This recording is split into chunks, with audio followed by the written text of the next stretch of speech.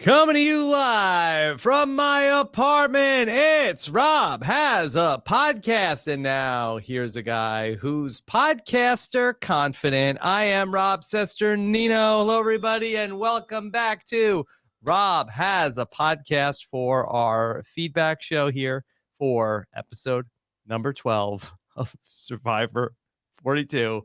And we are here with a man who is making a face right now that is like he's just saying he's matching the intensity, the intense faces of all the competitors here. It is, of course, the great Mike Bloom.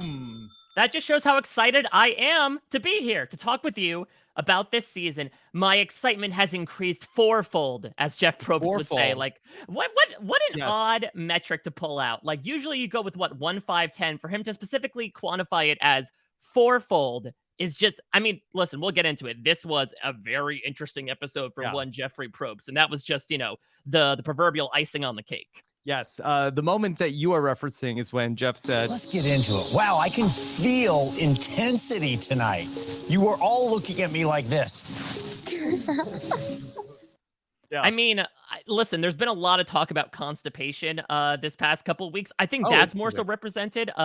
Omar did tell me in his exit interview, which we'll get into, lots of nuggets there, but ironically enough, a different type of nugget came when he said that apparently Marianne was constipated and sick during the final 7 vote. And so, like, he kind of left her alone, and he didn't realize that she was doing a lot of planning and plotting behind his back. So maybe what Jeff was looking for is just due to the horrible dietary circumstances, including starving them for days, then giving them a heap ton of candy and chocolate, they are perhaps making that face at him. Maybe, perhaps, yeah. I did see there were some comparisons of that. Could Jeff Probst be maybe replacing Willem Dafoe in the multiverse, becoming the Green Goblin? You know, I am something of a monster myself. Mm-hmm. Yeah. Do you think that, is there any part of that where like Jeff has sort of like two sides, like the Green Goblin, where he has sort of like normal, like host of Survivor, but then sort of like the Goblin takes over, and then sometimes that's who's talking to us? Well, who do you think Survivor Man is, Rob? Survivor Man is the Goblin? Yeah, he has a mask hung up on his chair in his, his bungalow of like, I don't know, like this do or die might be, no, do it. Put the hourglass in. How about die or die? Exactly. Kill them all, Jeff. It's dangerous. It's fun. Yeah. All right. So a lot to unpack. Mike, how are you? Oh, I am dandy. I am so. Oh, wow. I'm so happy to be here. Look, I mean, let me just say, I absolutely adore this season. Maybe it's because it's connected to a lost number that I just like feel it in all 4 chambers of my heart, fourfold, if you will. But let me be so bold to start off this podcast by saying, pending an absolutely disastrous finale, I do not see how Survivor 42 does not make my top 10 of seasons of all time. Yeah, I mean, I think that's, not a bad call. My metric, as we've gone through all this, how do you rank this is like, how many dud episodes did we get? And not really, that maybe like 1 or 2 sort of like ho-hum affairs, but pretty much week after week, it was tight. It never felt like that this is a season that like goes on and on and on. And, it kept moving. And I thought a really good pre-merge and a really good post-merge. Yeah, that's the thing that I am so happily excited by is just, it feels solid, and it feels, I know that again, we just talked about it being used in a different way, but fun to me. I just had such a great time. You're gonna say backed up. Yeah. No. Thing like nice and loosely flowing moving, down there. Yeah. Exactly. Things have kept moving. The Imodium has been injected into 42 in that way. I will not do the Imodium idol. Yeah. Oh God. the Imodium nullifier. I mean, I feel like the immunity podium, that's right there. Yeah, exactly. It's just got to like composite the words together like the electric company, and you get Imodium at the end of the day. But I have really been enjoying this season for so many reasons. I mean, when you talk about your own metric, my drum that I've been beating personally is like, what determines a great Survivor season for me is 2 things. Do I like the cast, and do I like the storytelling? And I feel like both have been knocked out of the park. I think you and Adam made some really great points about how with this cast, it's like the best seasons. It feels like each person has had at least one moment, if you will, where even your early boots, like your Zachs, your Swatis, even like your Mariahs, still had some moments on screen, whether it's about telling their own story or like having fun moments interacting with Jeff or interacting with the other players. But the storytelling is just like, mwah. Now look, we're going to get into some stuff that came to light this week that maybe shows that the editing was not necessarily completely perfect. But I think when it comes to just the bare bones of the edit, which is, do I understand why the person who went home? They checked all those boxes every single time. Actually, to some people's detriment, I've seen a little bit of discourse that people felt this season was a little predictable. Not necessarily in like who went, but more so in like going into tribal council, there's not a terrible amount of suspense. Personally, I'm okay with that. I think that's a little bit more of an old school storytelling method and something that we got a bit tired of in the 20s and 30s of like, okay, it's this person, or could it be this person? I don't necessarily need that over and over again. I much more want that just beginning to middle to end. That, yes, we may have to plod through like 5 minutes of tribal council, guffing. But if I understand the complete arc for the person, I'd much rather have that than them purposely obscuring who's going for suspense sake. Yeah, I don't really feel like that was the case. Maybe the one person you could say that happened with was High. And then the other ones, if you're getting into like the potato gate of it all, of like, we didn't see Tori read the clue, so that's how I know that, but otherwise I feel like that there was like, a couple of possibilities every single time out at Tribal Council, I feel like.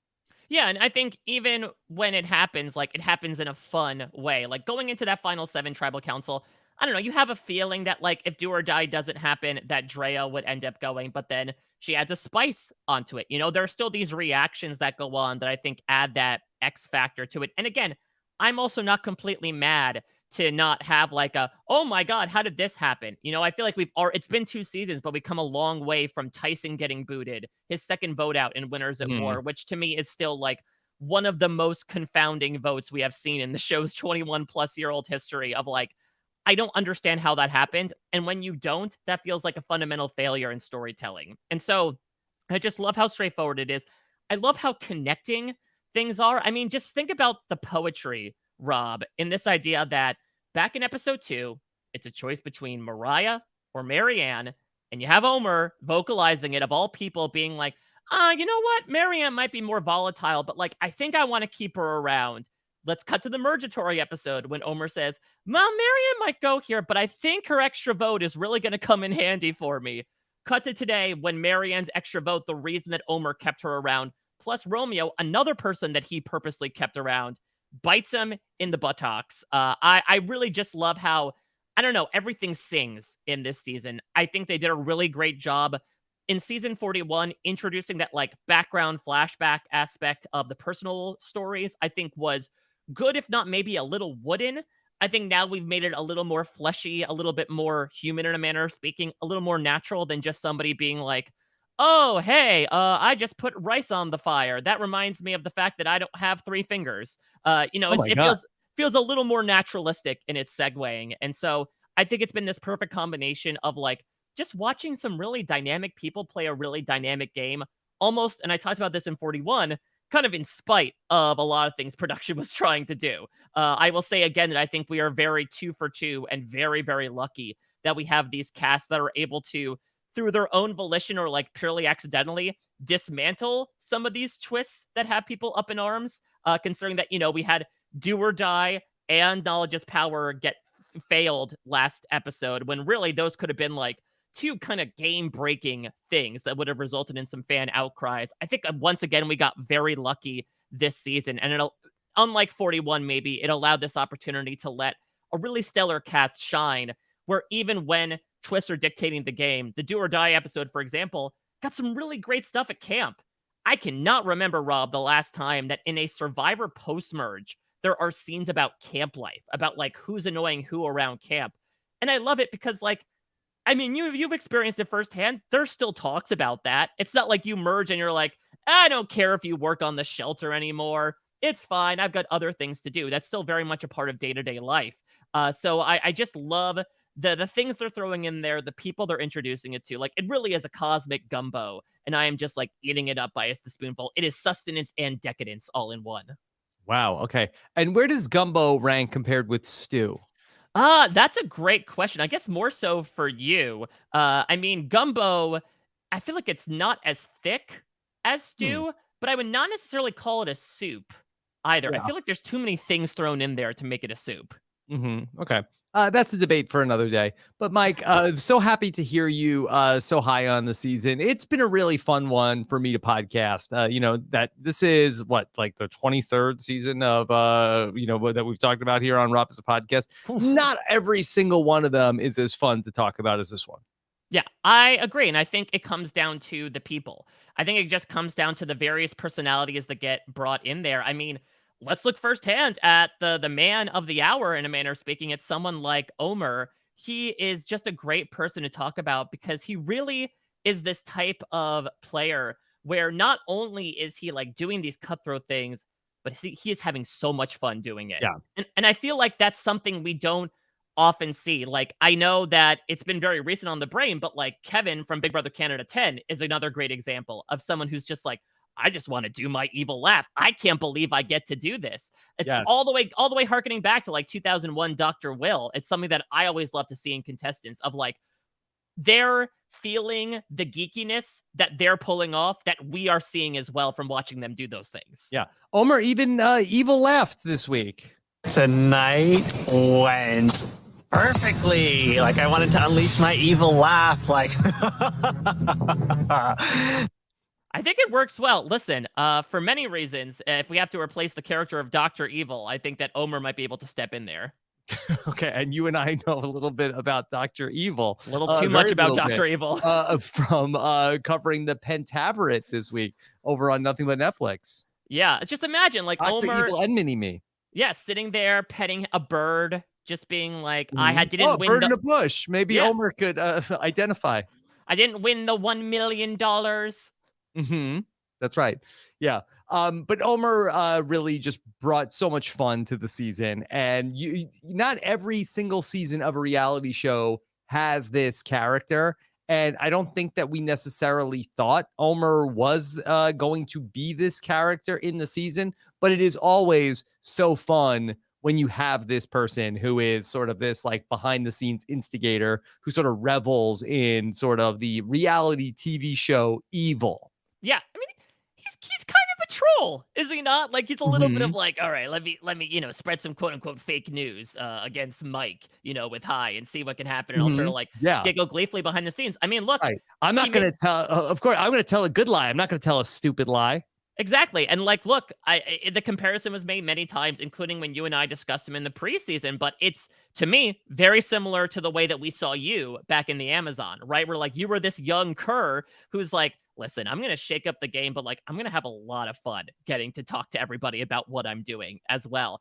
And that's what I personally really enjoy in a reality TV character. And to your point, I don't know if I necessarily thought that Omar would bring that perspective. I thought maybe he'd be a bit more of like that David Wright self-deprecating, I can't believe I'm doing this, but like we saw this episode that like he has confidence in himself now, right? To the point that like he called himself one of the bigger challenge threats going out of the Mhm. game. Yeah. Okay, Mike, you and I both had the opportunity to speak with Omar this week, and certainly that there were some bombshells that came out in our exit press. Yeah, I mean, listen, I know that the 41 cast probably feels dwarfed by the 42 cast in many ways, and one of them is unfortunately poor Deshaun saw what happened when an active truth bomb went off, as opposed to like sort of a fizzed out truth bomb that he attempted. Mm-hmm. Yeah. So, the truth bomb being what? The idol nullifier. Yes. Let's talk about it. And he had the paper was there. I know that again, a lot of us, sans you, Rob, do written interviews, so they don't get to see it. We saw the paper. I do not think that Omar has the artistry. Now he did paint a beautiful merge flag, but I don't know if he goes through the entire effort. Again, I know he's a troll, but not even Omar, I think, would forge nearly a year later Yeah. an idol nullifier. Look, is somebody accusing Omar of having a fake prop? Yeah, a couple people What? were like, well, maybe he made Who it up. said that? I mean, listen, here's the thing. You make up a good lie, not a stupid lie. Now Omer's starting to get bit by the very thing that he did. Hold on. That are you being serious? That people think that this is that Omar is lying? I mean, there's at least a couple, like 2% out of everyone. 2%. I mean, yeah. Do you think that they would let somebody do the exit press for like let them go on with CBS and then also oh, and here's also another game advantage that I had, and it's like they printed it out on their computer?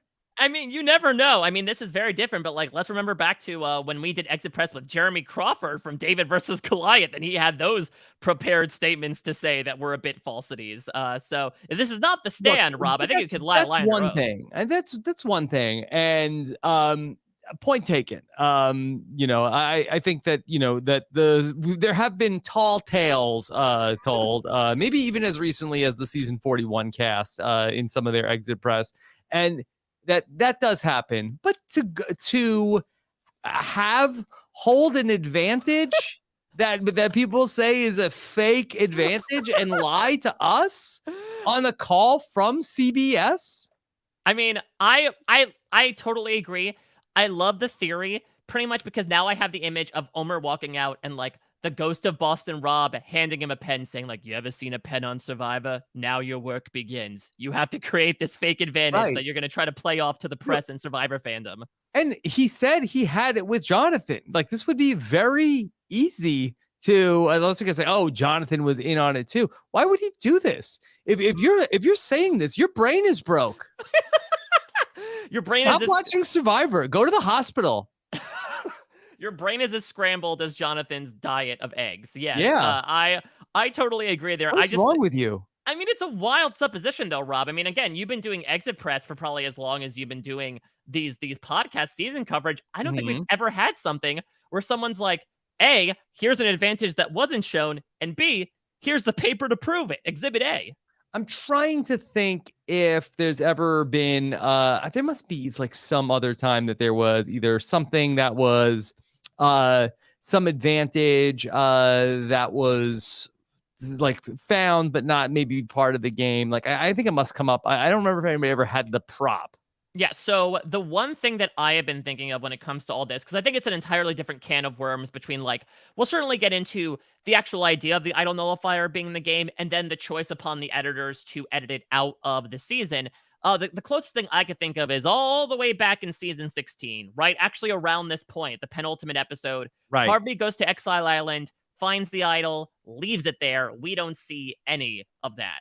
And so that's the closest thing I can imagine. I know in Island of the Idols, there was an entire saga where like Nora found a fake idol, I think, and that sort of like helped substantiate some of the targeting against her. But to your point, yeah, we've had like unseen rewards as seen as recently as like season 40. Like, but otherwise, I also wouldn't be surprised if there was like something that was in one of the Edge of Extinction seasons where somebody on the edge found something that didn't matter to the story, or like sent something into somebody in the game that ultimately didn't get played or didn't matter.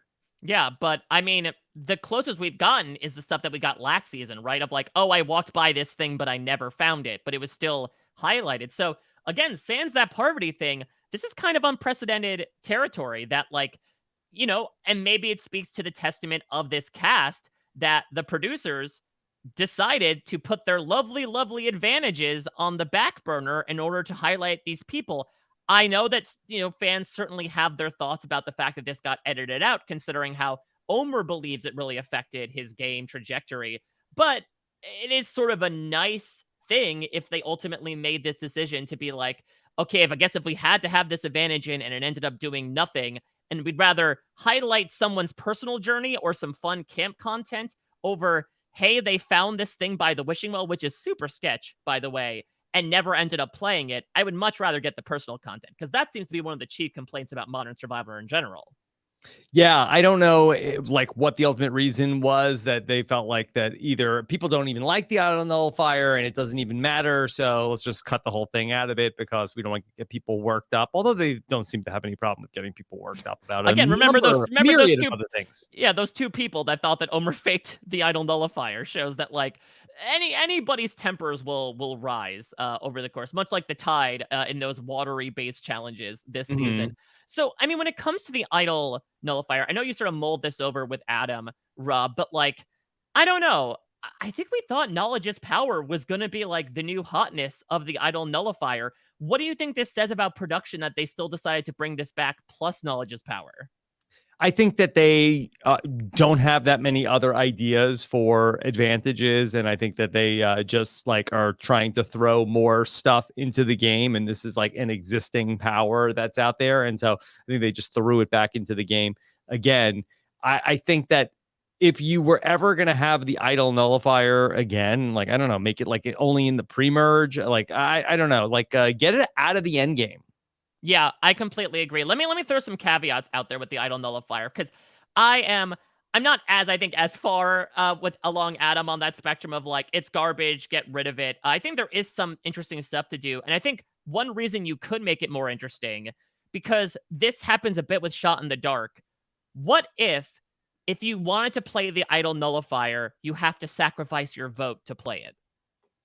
I don't know. I just think I think there's more interesting other advantages that they could use, like the thing that Jeremy had in season 40 of that. I don't even think they had a name. Safety without power. Yeah, safety without power. Yeah, I feel like that which you got to experience on with Bryce last week, right? That was safety without power. Safety without power, right? When my power went out, and I had the safety of knowing that Bryce would take over the podcast. That's what it means, essentially. They just sort of like judged it up with a different meaning in season 40. Yeah, I just think that might have more interesting implications than the idle nullifier, which, like, I think is just has the potential to ruin a season. Yeah, I mean, I think obviously, and I talked about this in season 41 as well, right? That you're throwing too many ingredients into this gumbo. Metaphoric gumbo, exactly. Like, no, we don't need Hostess cupcakes in there. Those belong on dessert. Those belong in a sort of different meal entirely. That I think knowledge is power and the idle nullifier kind of fill the same hole. And I think both don't belong in a season. Again, like, idle nullifier made more sense in seasons, as much as you might not like it, in seasons like 37 and 39, where it felt like idols and advantages were aplenty. I mean, season 41 had 3 idols. Season 42 had 4 idols. Season 39, I think, had something like 10 or 11 idols and advantages in the game. I think it makes more sense when the pool of advantages and idols is much bigger. I think it's just screaming for a disastrous situation if you put these types of things in seasons where idols are public knowledge. Right. And especially when you have someone like Mike who decides, okay, I'm going to keep announcing I'm going to play my idol to, like, again, really be able to like get that safety off of myself. Then someone could just be like, gonna shut you down. That's it. You're gone. Mm-hmm. And it just feels very counterintuitive. If we make the idols secretive again, starting in 43, I could understand bringing it back in, but I'm also fine putting this thing out to pasture. Yeah, I think it's fine. We don't need it again, and hopefully that the fact that they thought not to put it in the edit maybe speaks to, okay, we won't be so quick to use it, or maybe they're like, oh, we don't want to tip our hand for 43. We go all in on the idle nullifier. So to that point, Omar seems to indicate that like the idle nullifier was crucial to his game. He said it was the ring to his golem. So maybe he'll sort of get that like Dr. Evil hairstyle by the end of it, considering maybe he was just looking all scraggly. And I don't know, Gollum himself did a little bit of like a monkey walk a la Jonathan back in the Lord of the Rings franchise. But basically, he says that it led to a lot of things, right? That's why he gave Mike back the idol, which I will personally say, I think even if he didn't have the nullifier, I think he had to give Mike back the idol. No? It's a tough move to pull off. That Mike seems kind of like an intense guy. We saw what happened when Daniel lost the idol on him and didn't give it back. He didn't take it well. No, well, even like, let's look even further back, like 10 seasons back.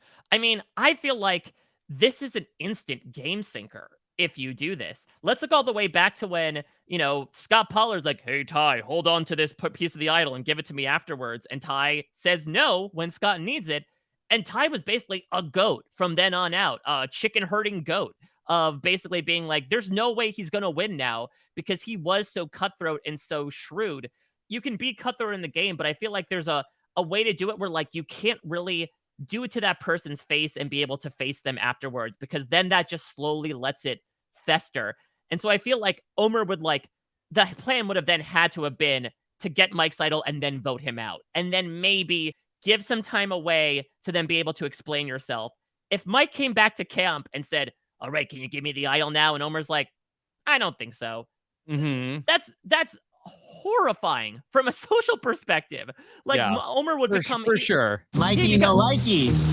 Exactly. He'd become even more of a public enemy number one, I think. Like, he'd even give Mike even more of a reason to target him. Yeah, no, I think that very firmly. I believe Omar's plan was get out Jonathan at 6, and then at 5, when Mike plays his idol, they were going to idol nullify him and vote him out at 5.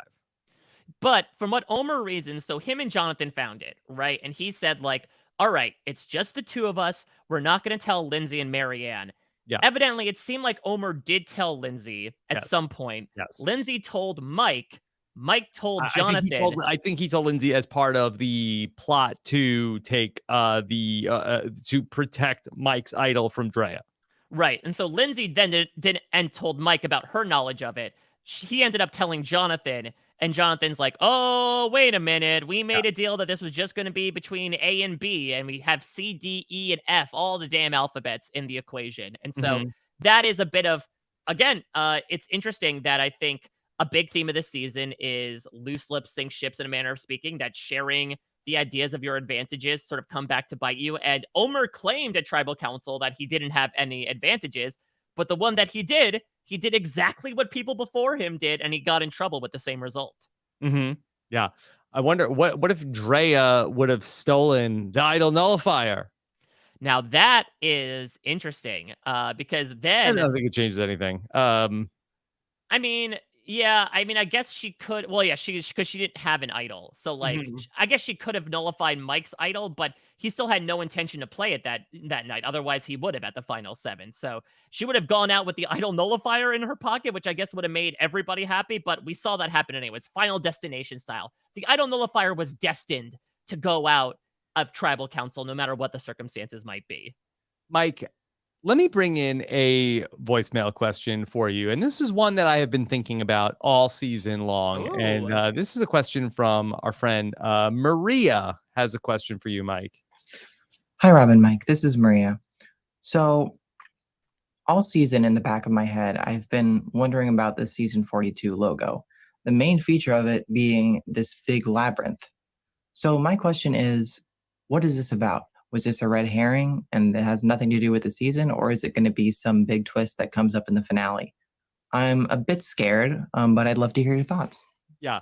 Really, 2 features are prominent in the season 42 logo. As Maria mentioned, that there is sort of like this oblong labyrinth that is going to be there. Now, did we see sort of like an overhead shot of that? Is there a maze that the final 5 is headed into? Baby, that ain't no maze. That's a playground. That's there's no dead ends to go through. Okay. No, it's very similar to like that South Pacific final challenge where like you break off into individual rope sections, get puzzle pieces, bring them back and solve a puzzle. I would not consider that a maze, but considering the very loose definition that we ascribe puzzle to in Survivor, I would not be surprised if they're like, you're going to go through this maze and collect the puzzle pieces. Okay. So, Mike, then also we have this very large key. Now, the amulets, I believe, they were keys, correct? They were keys, yes. Now, it was sort of like, arming a nuclear bomb where everyone had to turn their key at the same time. Or, you murder everyone else who has the keys, so then you get all the keys, and then you throw a key into a lake. So we have this big padlock also. Do you think that we will see the lock make an appearance before the end of season 42? Well, yeah, I think it's really interesting because it is season 42. What will happen is they're going to this new island, but they don't say what island. And so they arrive, and as they step foot onto the beach, a knife lands in the tree right next to them. And coming out of the jungle is a man with a canvas vest and a bald head and a scar across his eye. And he says, my name is John Locke, and you're going to be living with me for the next 3 days. And then he turns into the monster. Wow. Okay. It was a lost crossover the entire time. Jeff said whatever happened, happened. 42. I know it, Jeff. I'm clued in. I know what you're doing, dude. Listen, I'm supportive of it. I'm enjoying your backdoor lost pilot personally. Mm-hmm. Okay. So yeah, we'll see if there is some sort of a lock. I wonder if we didn't get to see anybody play the amulet advantage. Did they need to like present their keys and turn like go and open some sort of a lock at tribal council? I think Jeff has like a whole treasure box underneath. I'm like, all right, Yeah. let me get it out. It's a little dusty. It's been here for a while. Everyone, Mhm. please unlock your keys. Like it's some sort of, I don't know, Nazi art that they're trying to get behind a vault with. I'm thinking a little bit more like a safety deposit box. That could be, yeah, maybe a little a little less historically based in that Mhm. way. I mean, this is a great point though. I mean, we have to really analyze this logo because Leon and I did back during the preseason. So we saw a key, but we're missing the lock. We're missing the maze. Most importantly, Rob, though, in the logo, everything is on fire. And we miss that. When do we get everything being set ablaze? Maybe during the final four? I'm not entirely sure. Now, that being said, during 41, we did miss the person drowning.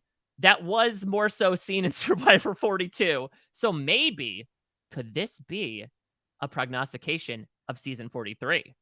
Yeah, well, let me see. I'm just trying to bring up the Survivor 41 logo for It was, you. yes, it was someone sticking their arm up out of the ocean holding a torch, which Yeah, is and very it really similar to what happened. okay. So, all right. So let me just bring this up. I think this is from a Reddit thread, and ultimately that they did like a color swap with it, but it's a pretty decent sized version of the image that you and I could look at here. Even if the color palette isn't exactly right. So, so yeah, we had like lightning bolts and clouds Yeah. and a torch coming up from the water. That Mike, did they just order 2 images on Fiverr and just made them the logos for these 2 seasons that were just completely random? I mean, yeah, you have to think about like what was the theme of this season. I mean, I guess sink or swim was kind of the motto of 41. I know it was literally do or die, but this idea of like you just have to keep paddling or the monster is going to get you. But I truly do believe, I mean, even in this season, right, has been festooned with wild weather and just thunder and lightning all over the place. I don't necessarily remember Survivor 41 for that. So Mhm. that's what I'm saying. Maybe they actually shifted the order one season too early, that this is a little bit like the Isaac Mendez of Heroes came and drew what the next season would indicate. Oh, you think that so then you think that season 42 is a harbinger of what season 43 will be? Exactly, where I Oh, think we go from the monster to the maze next season. interesting. So it's like Jeff's like Survivor's like a maze. You think you're going down one path and then you reach a dead end and you realize that you've done all this work for absolutely nothing. You have to get a general sense as to not only the lay of the land, but where everyone else is. And only one person can emerge from the end a victor.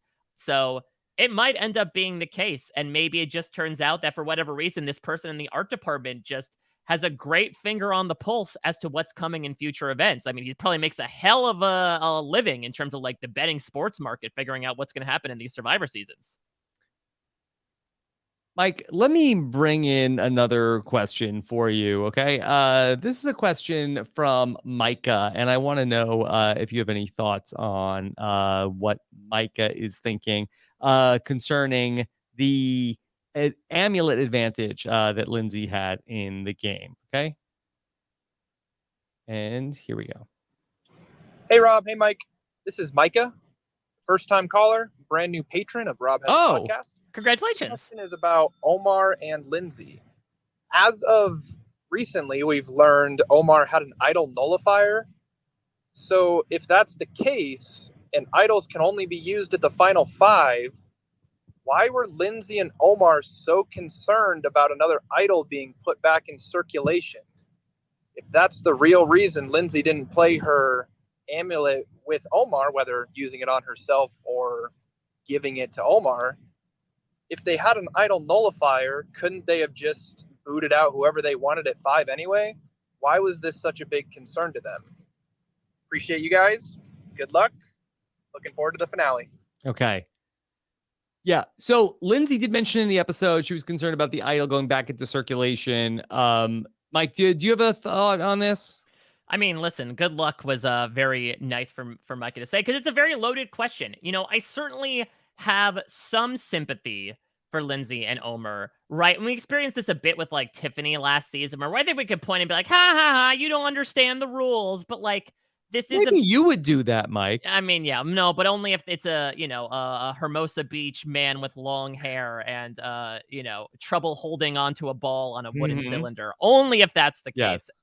And they're unceremoniously voted out in a rare double tribal council. Only in that case. But I'm saying that to all the people out there who at live events turn their phones on me as soon as tribal council starts, being like, here we go. Well, just in case anybody is a newer listener, and we've gained a lot of people that found Survivor in the last couple of years, that Mike Bloom famously, it's a viral video when Malcolm got voted out in Game Changers. Was the audio? We filmed the audience reaction at a live show, and Mike pointed at the screen and laughed at what happened to Malcolm while everybody else was horrified. Yeah, it's really tough to like even contextualize my behavior. It was callous. It was very callous. I cannot tell a lie. I would say a good lie, not a stupid lie. Yes, and you weren't doing any exit press at that time, correct? Oh God, I mean, listen, if I did, I think Malcolm would have some words for me. Yes. Have you ever spoken with the one-time Mr. Survivor, Malcolm Freeberg? I mean, I haven't, and I feel like even if I attempted to, wasn't he hacked like 3 months ago? Anyway, I think he got his Twitter back at some point. Yeah, by one of those crypto bros. Oh, okay. Oh my God. All right, watch out. Talk about locks and keys. Yeah, put your Twitter under lock and key. 2-point authentication. That's the true maze. For sure. Okay, so but I'm sorry, Mike. I derailed you. Yes. No, it's fine. Listen, we're here to derail. This is what this podcast is like. This entire season for you for feedback shows has been a train, and I'm here just like turning the brakes and derailing the entire thing. Breaking the brake pole off. Exactly. The emergency brake just completely snaps off on this podcast. I do sympathize with Lindsay because again, it's a brand new advantage. You're not entirely sure, right? Because like, yes, this was a thing that expired at the final 6, but it is technically an idol. So like, what becomes what, right? If you get rid of it, does it become an idol? And in that case, another idol gets hidden.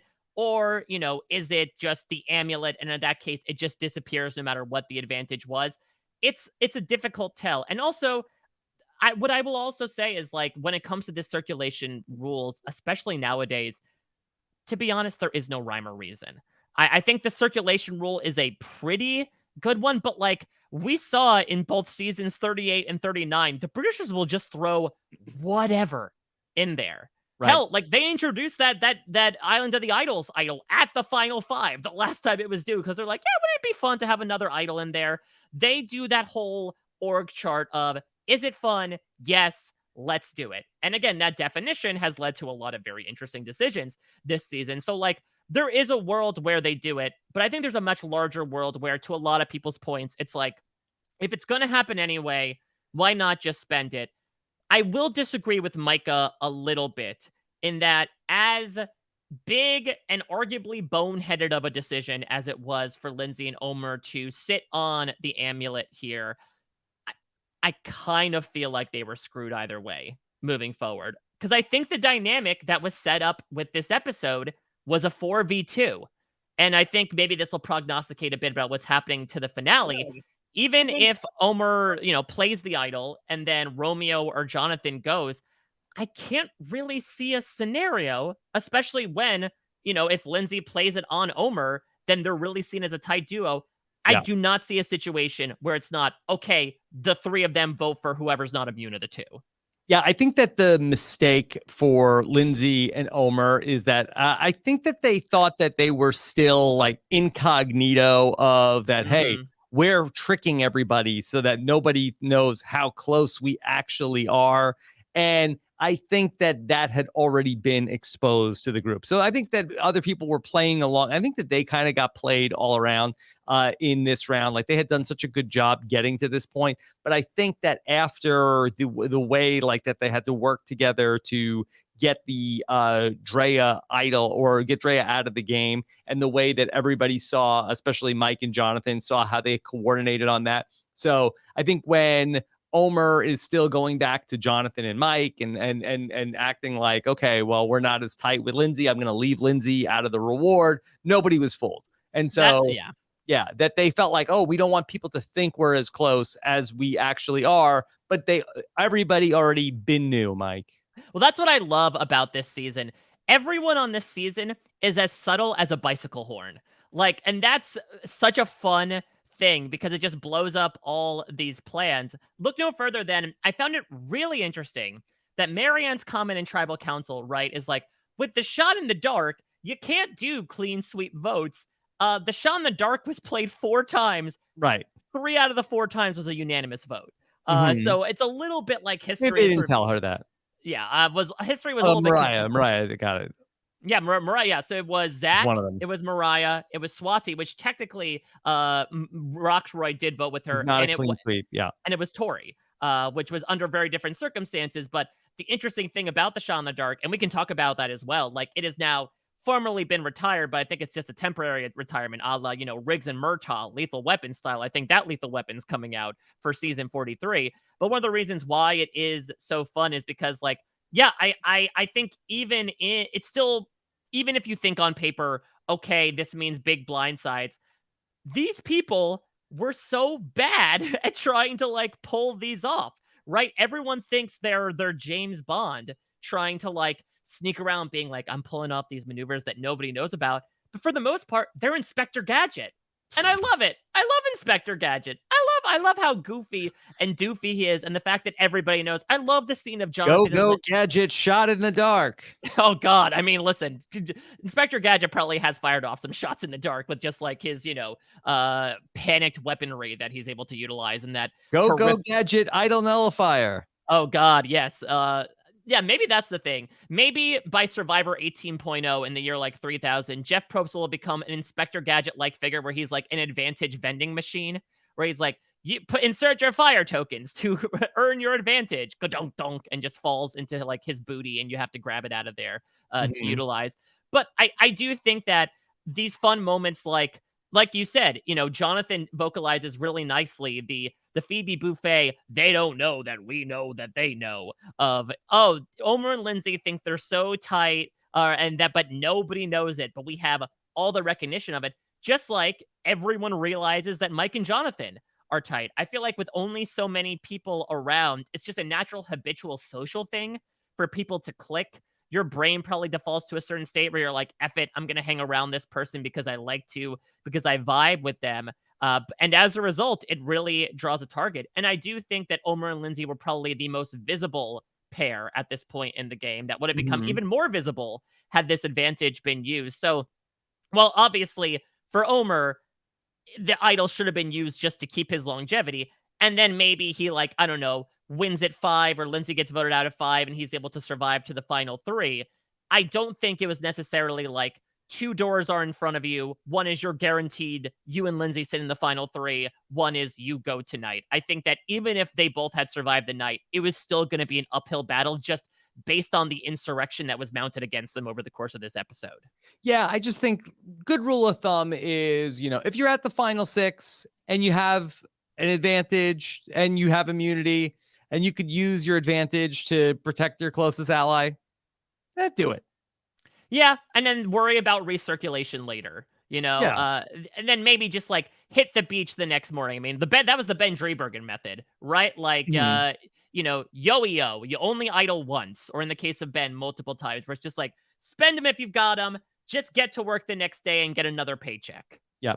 Especially, I feel like that the players really did not consider Marianne's extra vote too much in this episode, where I feel like then we didn't really get to see too much of Omar and Lindsay's conversation with Marianne, but they knew Marianne had an extra vote. I believe they knew that she had to play it at this vote. And I feel like that she did not seem like that she was like brought into the conversation too much in terms of being a person who was going to have 2 votes at that tribal council. Yeah, and do you think that's just the historical connotation of the extra vote? And by the way, this and last season, in my opinion, show how great the extra vote is as a twist, in my opinion, because I love the different ways you can use it. Marianne obviously used it to beauty offensively, but I also really liked what Shan did with it last season, right? During the Nasir vote of using it defensively to protect herself and Ricard against any Heather and Erica based shenanigans. So that's one thing actually that I just love about the extra vote carte blanche. But yeah, I wonder if it was just a matter of like, well, extra votes usually don't end up making a big impact, right? That it's been around since all the way back in season 30. And so far, it's either been used ineffectively or just like hasn't mattered whatsoever, has just been like piled on top, has just been sprinkles on top of the cookies that they didn't necessarily consider someone actually weaponizing an advantage and having it work for once. I just think for Omar and Lindsay, I don't think they ever thought that Marianne and to some degree Romeo would potentially be working with Mike and Jonathan. I just think that they never envisioned that scenario. So I don't think they ever thought that like, oh, she'll use the extra vote and put her 2 votes on, on the one of us that's vulnerable. No way.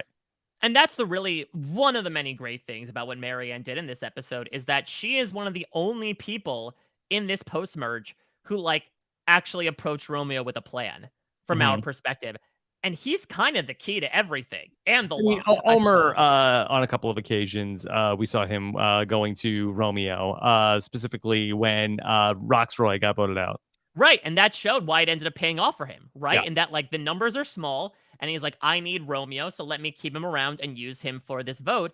Marianne does the same thing here. And I find it interesting that the role of the quote unquote GOAT in the game can still be a powerful one because it is still a vote at the end of the day. And so while sometimes the players in the game and we as fans might like discount them, and despite the fact that Romeo is approaching an Eddie Fox-like streak of just like, I think he's in the post-merge, he's voted like 2 out of 6 times successfully or like in the majority. It's an important person to keep in the loop, especially when they haven't been. Right? Because that's the thing that Marianne is sort of following the golden rule here, right? Where she certainly felt ostracized or emuized, if you will, in the beginning of the post-merge. And when people approached her for a plan, she felt included. She felt like she wanted to work with them. And I think she saw that Romeo was feeling that same way, right? Someone who very much kind of got, to your point in your podcast with Adam, kind of like beaten down to a certain extent as to like, don't you make a move. You sit there. You just you do not move. Just move your hand to that rice bucket and back, buddy. And then Marianne was the one to be like, hell no, we're going to make a move together. I think that inspires a lot of spirit in Romeo to the point where I think if Romeo ends up with some power, I think Marianne's his new ride or die. Yeah, and then we see this like in these like Big Brother seasons, especially like the Big Brother 21s and 22s, where somebody comes in and is like, all right, like I'm gonna like make moves, and then they're at the bottom, and then every time that they try to talk to somebody, they end up back on the block. They sort of learn, okay, I'm not doing anything. Yeah, it's just very gonna much, sit here. Yeah, it's this defense against a bear, right? Of like pretend that you're sleeping. The problem is in Survivor, you're then facing a jury of bears that are like, what did you do? You lied down the entire time. And it's like, well, yeah, you were going to eat me if I didn't lie down the entire time. And so it's difficult, right? Erica was able to change that perception of her from someone who's like, I wasn't just sleeping, I was pretending to, so you wouldn't eat me, versus someone like Romeo, who unfortunately they might be saying like, no, you slept through the entire game. I mean, that's literally, I think, what Drea said in her exit press to us last week, right? That she sort of accused him of sleeping his way through the game.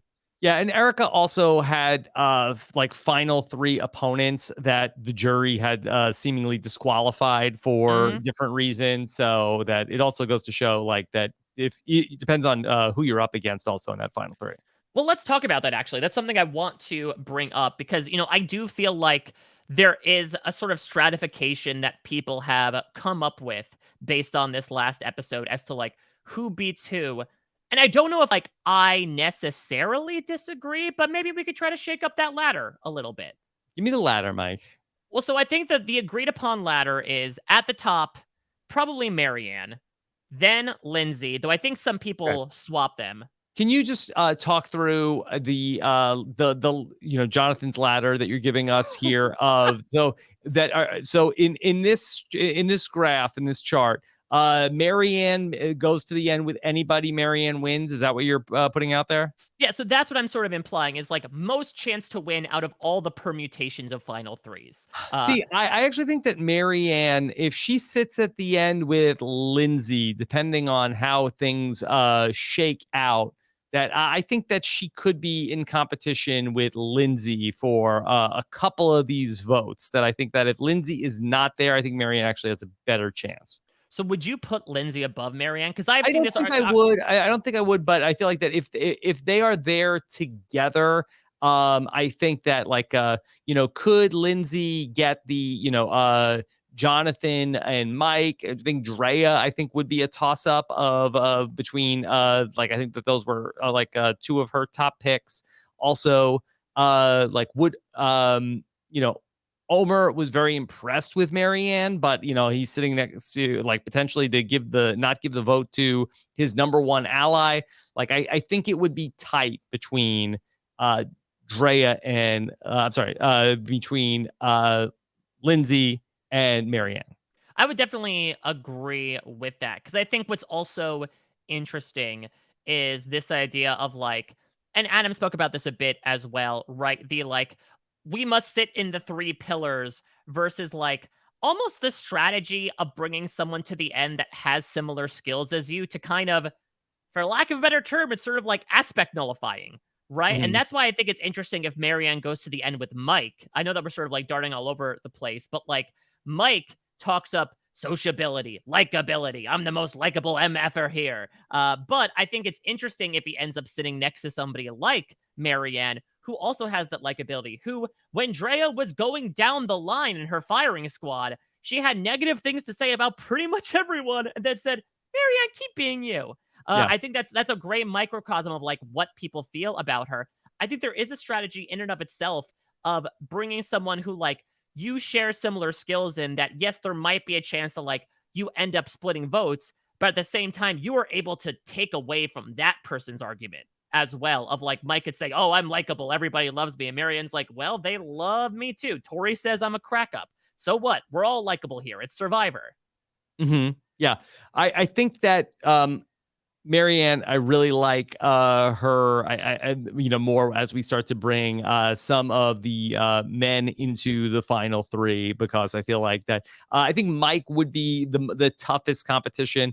I think that definitely potentially Jonathan if he's not there, and certainly Roxroy was somebody who felt some type of way about Mike in the game. But I do think that there are a couple of anti-Mike people that are on the jury. Chanel, I think, is going to be, a big anti-Mike vote. I think also potentially we're not sure how High is feeling on the jury. How high? Well, that's the thing as well, is that what is interesting about Mike is that like I feel like we're both overvaluing and undervaluing his chances. Because I know I just spoke about how Marianne might be able to counter this point, but like he is incredibly likable. I think there is a reason why we are seeing in the edit him consistently say, I'm popular, I'm social, I'm likable. He says it in this past episode of like, Omar doesn't want to go to the end with me because I'm likable. They usually show that either A, if like someone really isn't likable and is about to get dunked on, or like B, if that's the real McCoy. Because even if 21 plus years later, Survivor struggles with telling this idea of the social game. That's one thing, again, I think they did better this season is trying to like sketch out relationships. But I do think Mike has that likability. Hell. So what do you think? Do you think he's Mikey, no likey? Or do you think Mikey is likey? I think Mikey is likey. I mean, look at Drea, someone who tried to vote him out, who put 2 votes on him. She put 2 on him. She's freaking giving her a noogie on the way out, being like, you get you. I think that shows just like his general demeanor and what people really enjoy about him. Now, that being said, that likability can only take you so far. And what I have a fear for with Mike, like I think Mike, no matter who he's sitting against, has actually a pretty damn good shot. Like even if he's sitting next to a Marianne, like I think he is able to bank on a lot of that likability. What I fear, though, is Mike's coachisms. I know he coaches football, not soccer, and there is such grace in the game of soccer. There is not such grace in saying, I'm a man of my word, I'm a man of honor, and then proceeding to trample those words like the doors have opened at Applebee's and you're trying to get to your gummy shark bowls. I also think that Mike has a potential problem at the final three when Mike tries to talk about like, Mike, what moves did you make in the game? And I think that probably he'll probably like try to say that he orchestrated High's vote out, which I think that there might be some people in the final tribal council jury that say, well, actually, There you go. Jury splaining. I love it. Yeah. And so like, and I think that this would have been, this was a week where, he was working on a big move. Marianne kind of stole his thunder with the big move. So I don't think that Mike really has like a move to speak of in terms of like what's happened in the post-merge. See, that's really interesting because the thing that I love about juries is that you don't always need to. One of the endlessly fascinating things about juries and Survivor is that you are essentially in front of a panel of teachers.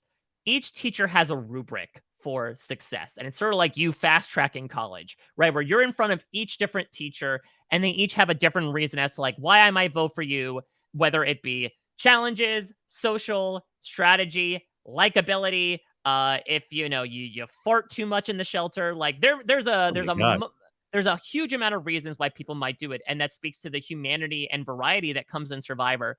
But what I also think is really interesting is I'm sort of been like working on this theory that I feel like each jury on Survivor sort of has like almost a unifying theme, almost, where juries again have their own individualities, but sometimes a jury might all be voting along the lines of one thing. My theory is, to your point, the Survivor 42 jury theme this season is agency. Is this ability to say, I want to make this move.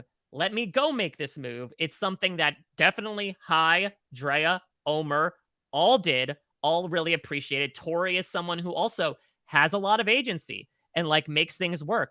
As opposed to season 41, I would say the theme of that was awareness. Are you aware of what's going on and are you aware of yourself? Which meant Deshaun and Xander were kind of sunk.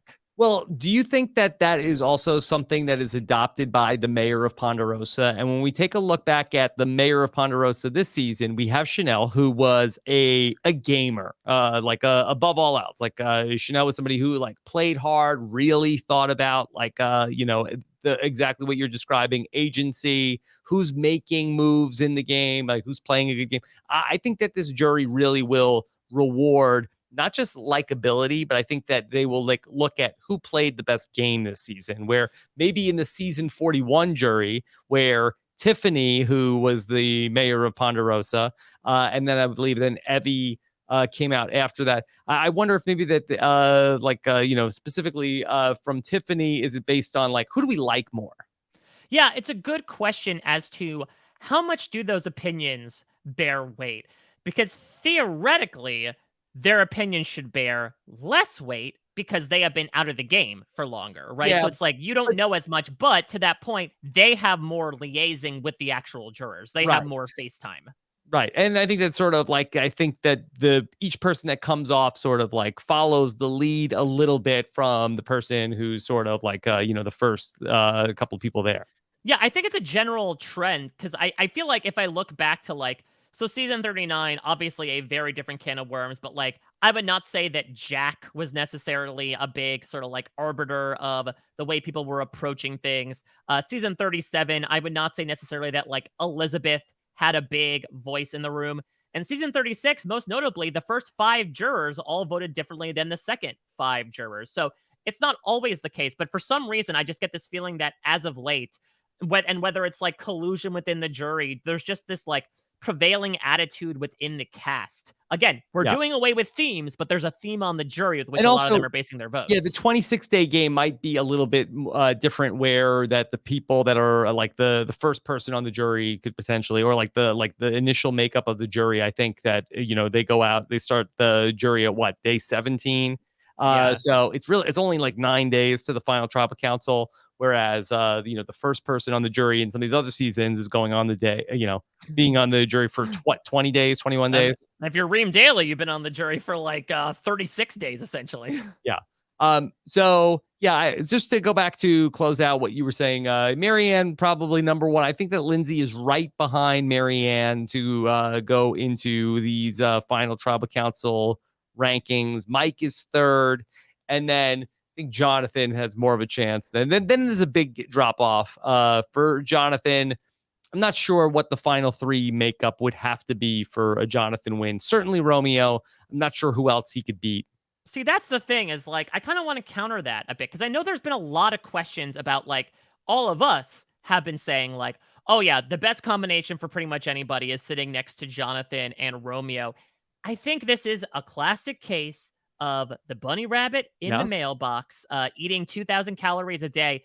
I think this is something where we are seeing the obvious negative edit of Jonathan.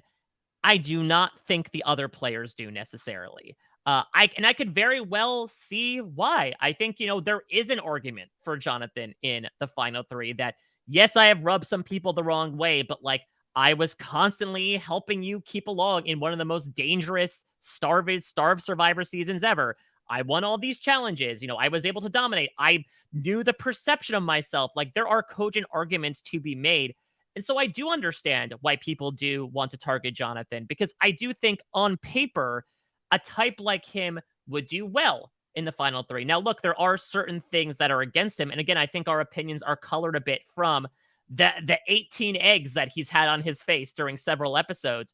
But I do think there is a way that he could win just in general, maybe not against certain people, but I do think his win equity is maybe higher if we had seen a different type of edit from him. I think that maybe for the best case scenario for Jonathan, I think is Jonathan, Romeo, and Mike. And I think that maybe like he wins out some of those potential like Mike votes that we're talking about, like a Roxroy. He's got like maybe the Taku for maybe High is maybe salty with Mike.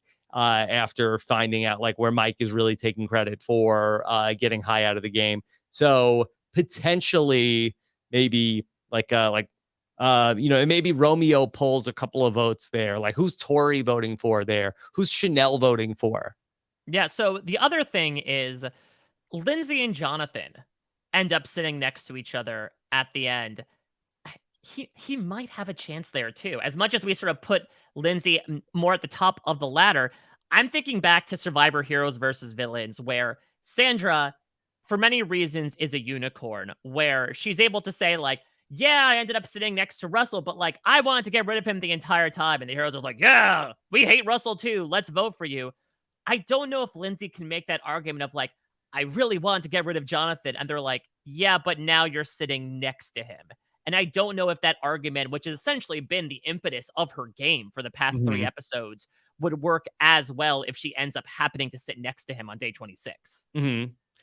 Yeah, I hear what you're saying. Who's the third person in that scenario? I mean, this is the thing is that I think Romeo's going to be slotted in no matter what. Like the dude might as well start prepping the table for that day 26 breakfast, barring any sort of like Heather-esque, oh, he goes out via fire making just because there's wrong perceptions going on from the others. I have to imagine, and I think it's also been presented that way as well. I think a lot of this like Romeo at camp, Romeo's too paranoid stuff is, I think, really rolling out that red carpet for Romeo's going to be our 0 vote third place finalist. Yeah, I think so as well. I would say that I still feel like that I like Lindsay's chances against Jonathan in that particular final 3. I think that there are, a lot of people that I think would still vote for Lindsay. I feel like that Marianne and Omar are probably going for Lindsay in that scenario. I feel like that Drea goes for Lindsay. In that scenario, I could see Tori also for Lindsay. So I think that Lindsay could get to 5 or 6 votes with the jury. Yeah, I think it might be tighter though. I guess like my entire summation here, and it kind of sucks to say because again, he has not exactly presented himself in the best light. But I do think these people are valid in wanting to get rid of Jonathan at the point that they do, because I do think that types like him. And the argument he could make is possible, is out there. He's not goating it. Sure. I just don't know. Can he make that argument? That remains to be seen. But I do think that he probably has played a better game than we've given him credit for a lot of times. And I pointed to this a couple of times that I thought Omar was pretty complimentary about Jonathan in his exit press, talking about some of the things that Jonathan did especially well in the game. Yeah, I think so. I mean, again, I think this is like a very...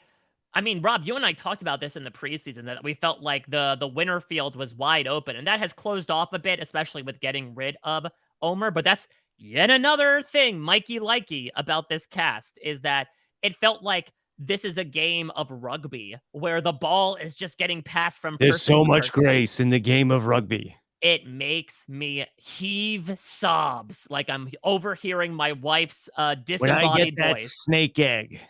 Exactly. After I cut off the head, that's the head from the snake, I get its beloved egg and I feast upon it. Did you get up to the Beyond the Edge episode where they had the rugby balls that were they said, Are you wait, carry your snake eggs? Did they just like transform into Legends of the Hidden Temple? Yes. Just yes. halfway through the season of like, we're doing the same stuff we give the kids on Nickelodeon. Yes. What? Really? Snake eggs. Mike, Jenny and I have been waiting for your Beyond the Edge finale exit press. That is appearing along with the Idol Nullifier in Survivor 42. We're ready for your Final Four breakdown. Yeah, that breakdown is broken at this point. It's shattered like a poor shell of an egg from a snake. But yeah, what I've been loving about it is that it very much has felt like a lead change. To that point, it's very much felt like a season of international Survivor to me, where, again, some of the storytelling from the 30s of Survivor in particular was like, this is how the winner won, and they were pretty much dominant throughout, and it's great, but it's kind of like a little samey-same. Though I do have a point about that, because I would love to ask you, Rob, and listen, we're making suppositions here, but like, let's say any of these top two win. Let's say like a Marianne or a Lindsay end up winning. If you are a player going out for Survivor 44, what does that tell you about either the way you need to play or the person you need to target? Okay, I just want to make sure I have this right. So this is if Lindsay wins or if Marianne wins? Yeah, because I would say that they both, I think, embody a style that you actually invoked a bit on the Know-It-Alls, right? I'm largely talking about the question of, is the way to win Survivor now, like, lay relatively low, like a viper with its eggs being carried by, Colton Underwood. Wait for that moment to strike, and then when you do, be able to like reap in the I think so. And I would say that not so much for, I think Lindsay has a different story if she ultimately becomes the winner of the season. But I think that Marianne's story is similar to the Erica story potentially. But I think that Marianne has really punctuated that with some really, this big, bold move here at the final six. And then potentially that we still have to see what Marianne is going to do with her idol at the final five. So I think that there is room for another big, bold move for Marianne, where Erica did find an advantage and then also won immunity to beat out Ricard, but it wasn't necessarily a move to, get a flashy strategic move that happened at the final five in season 41. So I think that Marianne really punctuated that of sort of, and, like Romeo seemingly like is not far off, right? It's sort of like, okay, let me just stay out of the way. And I think that Omar was doing a really good job with this also, but then ultimately I think he flew too close to the sun, where much like his beloved birds. Much like the beloved birds. And so I think that if you are in, season 41, I think that maybe you want to potentially play hard in the pre-merge and, accumulate hardware if possible, accumulate your advantages. Ideally, you want to keep them secret for as long as possible, if possible.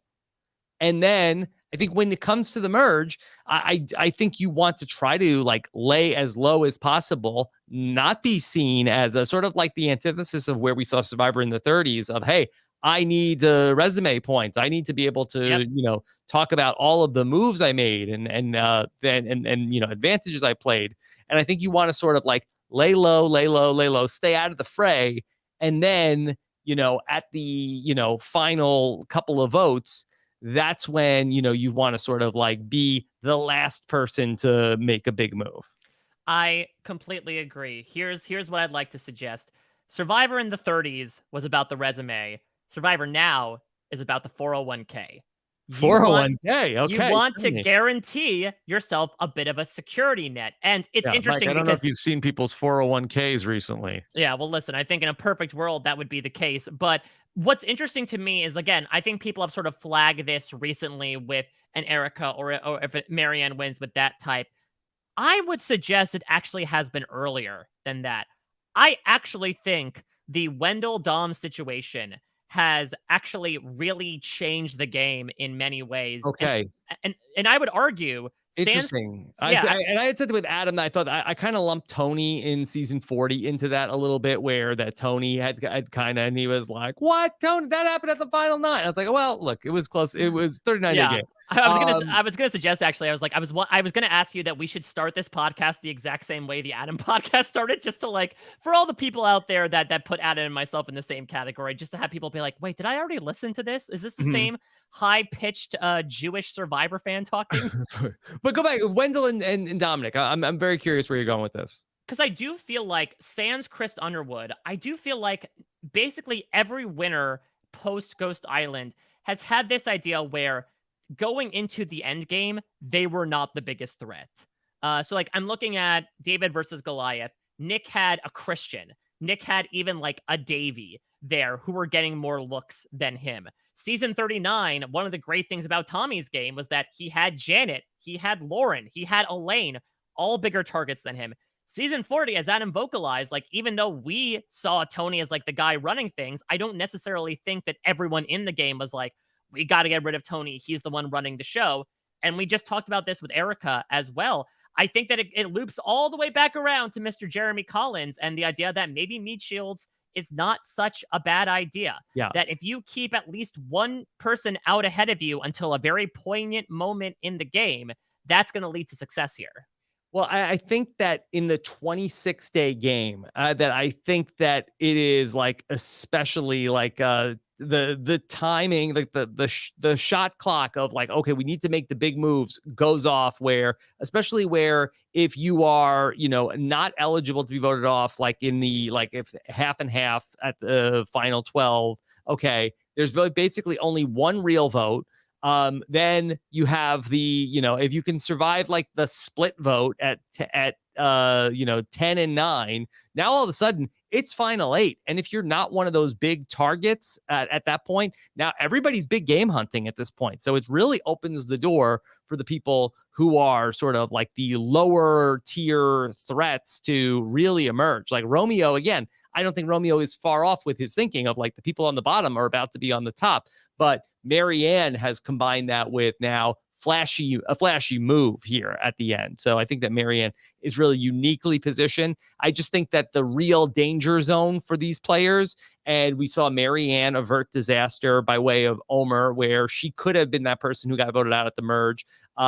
Erica was able to, I mean, she got the opportunity to break the hourglass. Yep. She also won the individual immunity when she had the chance in the split vote. She could have potentially gone out in that spot. But if you can sort of like just evade elimination, Romeo, by, the skin of his teeth, was able to, like, got lucky with the draw, and Roxroy went out. But if you can make it through that, like going from like 12 to 9, then you're probably going to be okay and right there in the end game. And I think that, like, unlike a Romeo, I think you need to, add to, do something there at the end.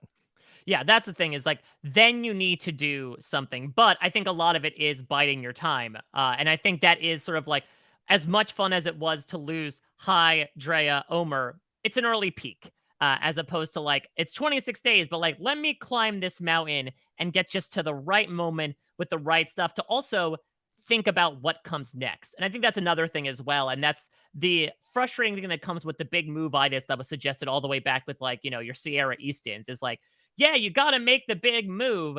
There's not much thought about the recourse of what happens after, right? Like, Sierra's like, all right, I'm going to flip to force the tie.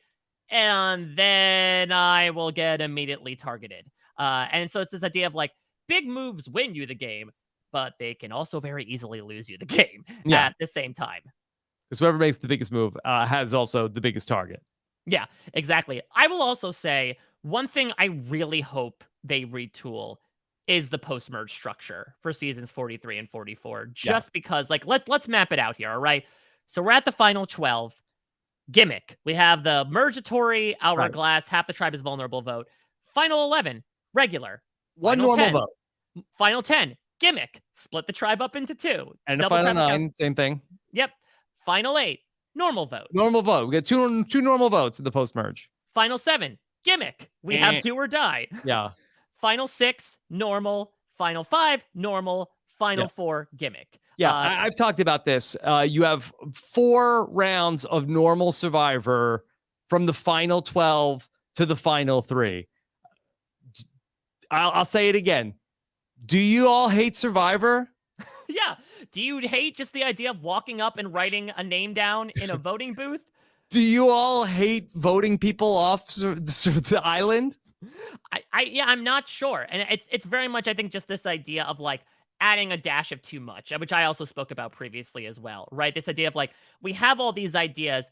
You don't need to try them out all at once. You can mix and match and put them in different places. That it truly is ridiculous that it's like, well, every other day we're going to face some sort of new twist. It just feels like those are what, the sort of OTT critics say about Survivor. And that actually came true in these past couple seasons. And so I really hope that they're able to look at that. And it's odd that like the pre-merge is, with the exception of Shipwheel Island, like fairly pristine and untouched. And it feels like there is so much lauded upon the post-merge of Survivor.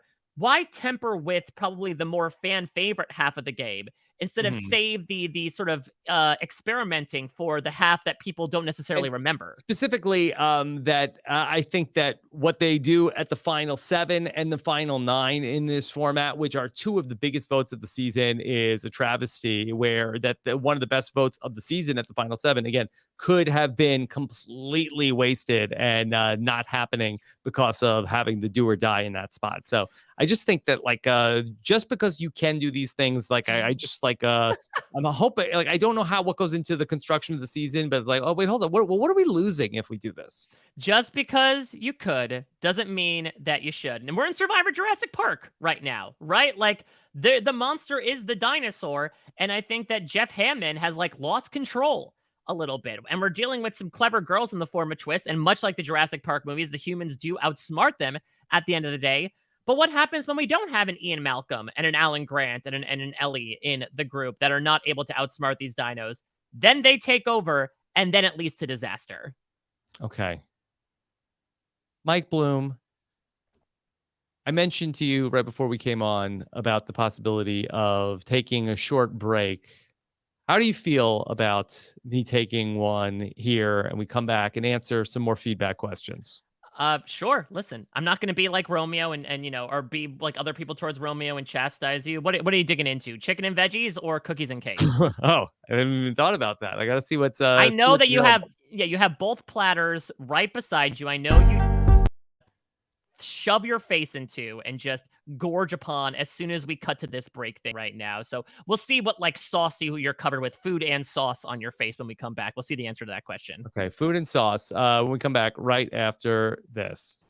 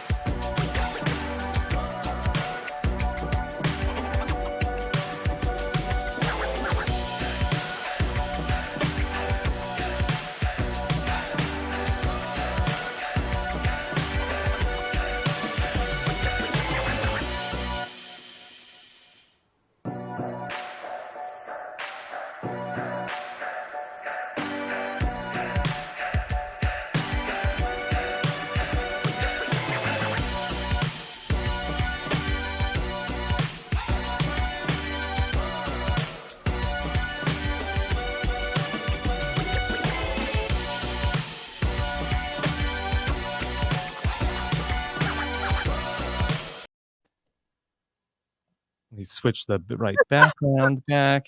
Circle. I've got the circle. Okay. All right. Here we go. Right back to Survivor.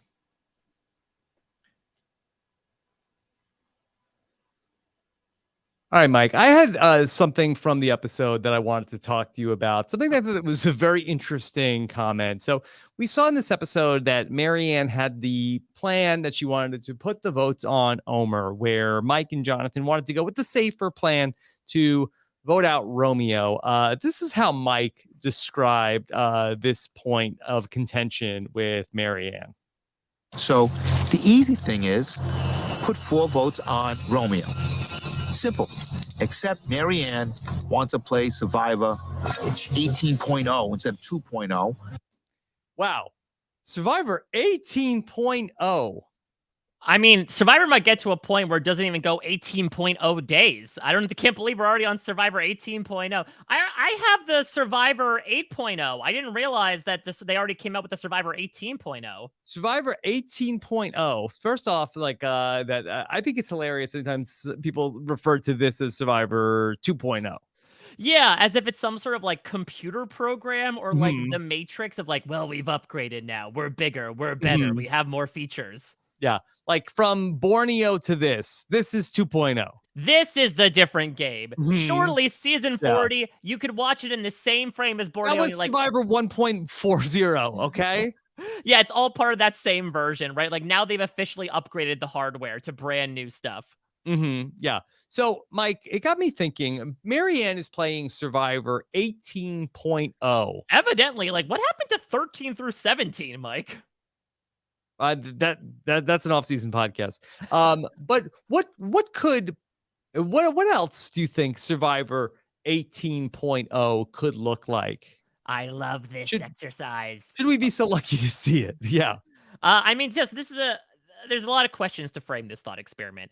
So are we assuming, is this supposed to take place in like neo-future Survivor, like Survivor 3002? So Survivor, what we're seeing here in Survivor 42 is Survivor 2.0, the Survivor that Mike is trying to play. So Survivor 18.0, I don't know. Look, don't ask me for the math, but this is around the neighborhood of like it's increased Survivor... ninefold according to Jeff Probst. Right. What are we at? Like Survivor 562? Yeah, I mean I guess that's the case. Yeah, and the year is what at that rate? Like we're in the 2800s, perhaps. In I don't know, an island out perhaps in space. In one of our Elon Musk space stations, sponsored by Tesla. Jeff gives away a Tesla to each contestant. I guess that's the starting thing of Survivor 18.0. Okay. Well, I think that we should be looking at some trends of where Survivor is headed now, and then maybe project them out to Survivor 18.0. And so in thinking about it, so I think Survivor 18.0 takes place in one weekend. Ooh, I like that. I think it takes place in one night. One night. It's one jam-packed session of just like, let's go into Jeff Probst's backyard on the space station. That's for exactly one night. what I was thinking. Yeah. I think it's at Jeff Probst's house. And I wrote down, and maybe no beach. Maybe it's not even on an island. Yeah, I think then it just takes place like in his backyard bungalow in a bunch of grass. I think the challenges are who wants immunity, and the first person to raise their hand gets it. Yeah. Maybe the whole season takes place at one tribal council. Ooh, I like that, where they live there. Again, for the one sustained evening where they like have sleeping bags, they have refreshments. But here's the thing. In order to avoid tribal council, Swathi's prediction comes true, you have to cut off one of your fingers. Oh my God. Yeah, listen, that's harrowing. It's dangerous. It's Survivor 18.0. It was suggested all the way back in Survivor 2.0, and now it's manifested. Like, you better say bye-bye to those digits if you want to get immunity. Yeah. So I feel like that maybe like Survivor 18.0, maybe it's like a dinner party, and it's really a lot of Jeff talking. Jeff is breaking the fourth wall the entire time. What if Survivor 18.0 from that perspective is like a murder mystery? Yeah. Where it's like dinner at his house, and one person's voted off, and you actually have to reverse engineer and be like, who voted for who? Who had the motivation? Yeah, because I feel like that, just like in a murder mystery party, like a Clue, all of the survivors show up at the game and they all have a box. And inside the box, they all have an advantage that they can use to murder the other player in the game. In the game. The lights go out. There we go. And then I was gonna say, like, Survivor 2.0 is shot in the dark. Survivor 18.0 is played completely in the dark. It's literally that is shot in the dark. Yeah. Yeah. It's shot via cameras in the dark. And then the lights come back on, and then one of the players is out of the game. And you have to say, okay, you have to figure out who used their advantage to get this player, and maybe multiple people did. Maybe there was collusion going on. Maybe it's like Murder of the Orient Express style, where like there was a lot of people working together, but you have to figure that out in order to be able to survive to the next round. Yeah, and we only then really meet the characters by way of flashback. Yeah, I like that as well. You know what? In fact, they're in costumes the entire time.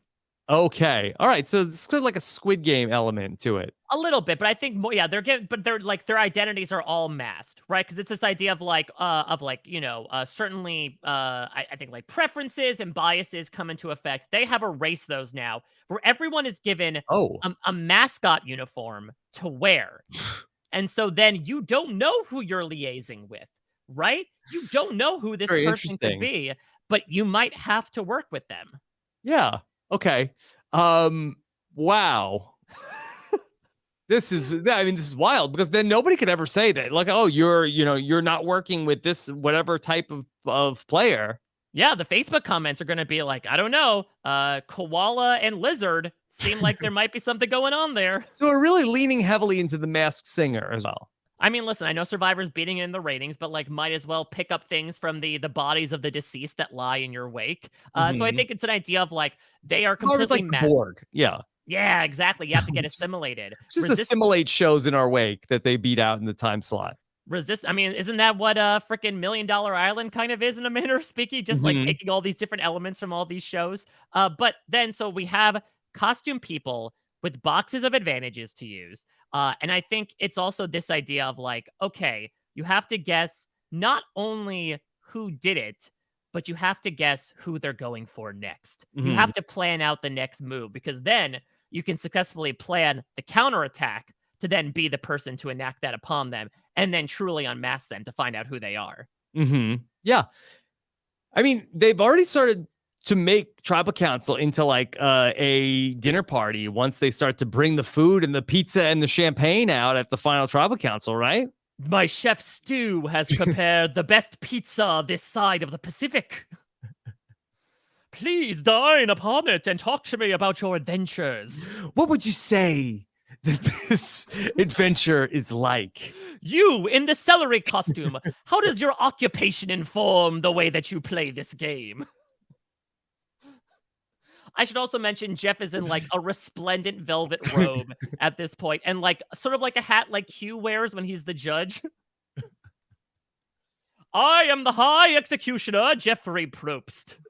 You may be lucky if you escape with your life, and 1 million credits to boot. Please, you can choose between the pill that is chicken and veggies or the pill that is cake and cookies. So somehow Survivor 18.0 has become whodunit. A little bit. All things become whodunit at the end of the day. Lindsay. Yeah. Exactly. Except it would be like some like future name, like Ajumbada, just like a bunch of letters like smashed onto the keyboard. Yeah. Wow, and then, you hear from the contestants of like, well, Jeff, this reminds me, using like voice modification technology, like, well, Jeff, this reminds me on Survivor 42 when Marianne did the 3-2-2 vote. Oh, yes, I remember it fondly. Before my 15th round of Botox that has left me a husk of stretched out flesh. Please continue, woman in an ice cream outfit.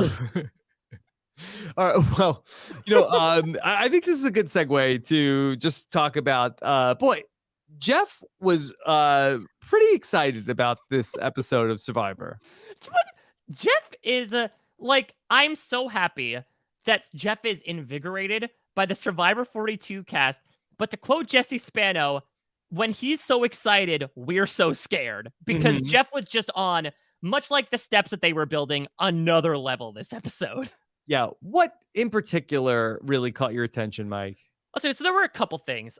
First, there was the intensity. Yeah. We talked before about the Green Goblin, the Survivor guy face, but there's small things like him going, loser, guaranteed spot in the final 6, where he's like punching his hand aggressively.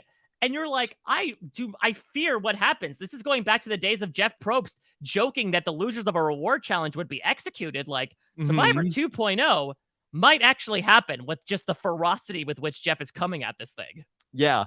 Also, something else that I noticed about Jeff this season, that he seems to be like really blown away that the contestants seem happy this season. I'm not sure if like we should track this going back to other seasons, but let's listen to this. Still smiling.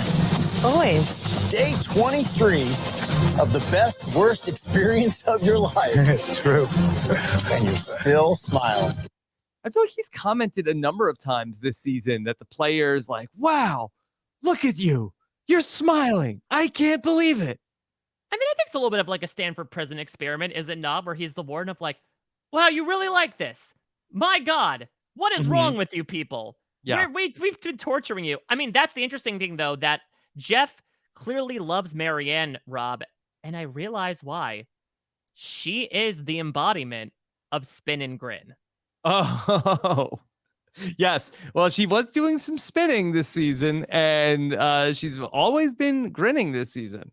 So I guess that does bring up a possible theory. Could Jeff's catchphrases have come to life and started taking shape in the form of Survivor players? What else you got?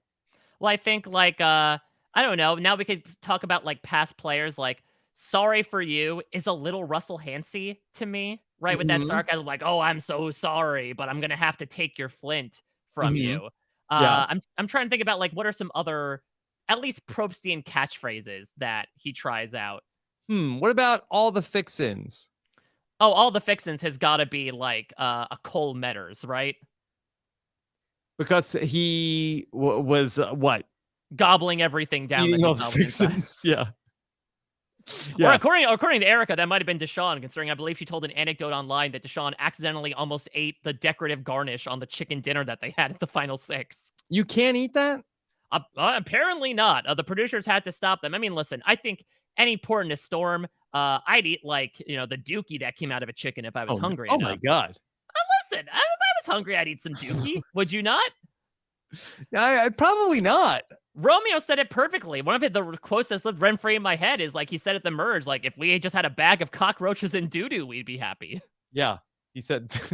We got a little bag of rice. It could have been a bag of cockroaches or pieces of doo-doo, and we would have been celebrating. Ever since Sean Rector, I giggle every time the phrase doo-doo is said. What if that was the reward? Jeff's like, you get a choice.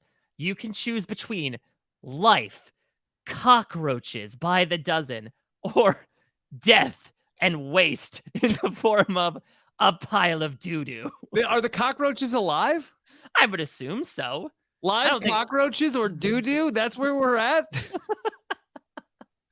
Yeah, they went in the exact opposite direction of like most dangerous game of Survivor. Even the rewards are unsavory. Who wants to play for some doo-doo? Yeah.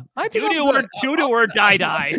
I'm going to be like Dre. I'm going to sit out of this. Yeah, I really like live cockroaches or doo-doo. I don't really like doo-doo. Yeah. I'm allergic. I mean, listen, it would bring a different definition to a shit-eating grin when you voted somebody out. Yeah. Was that the face that Jeff was making at Tribal Council? Oh, yeah. I feasted upon some doo-doo and I'm hungry for blindsides. Something else that I noticed when I rewatched the episode, Jeff's hair also was really slicked back, which I think added to that Willem Dafoe look that he had.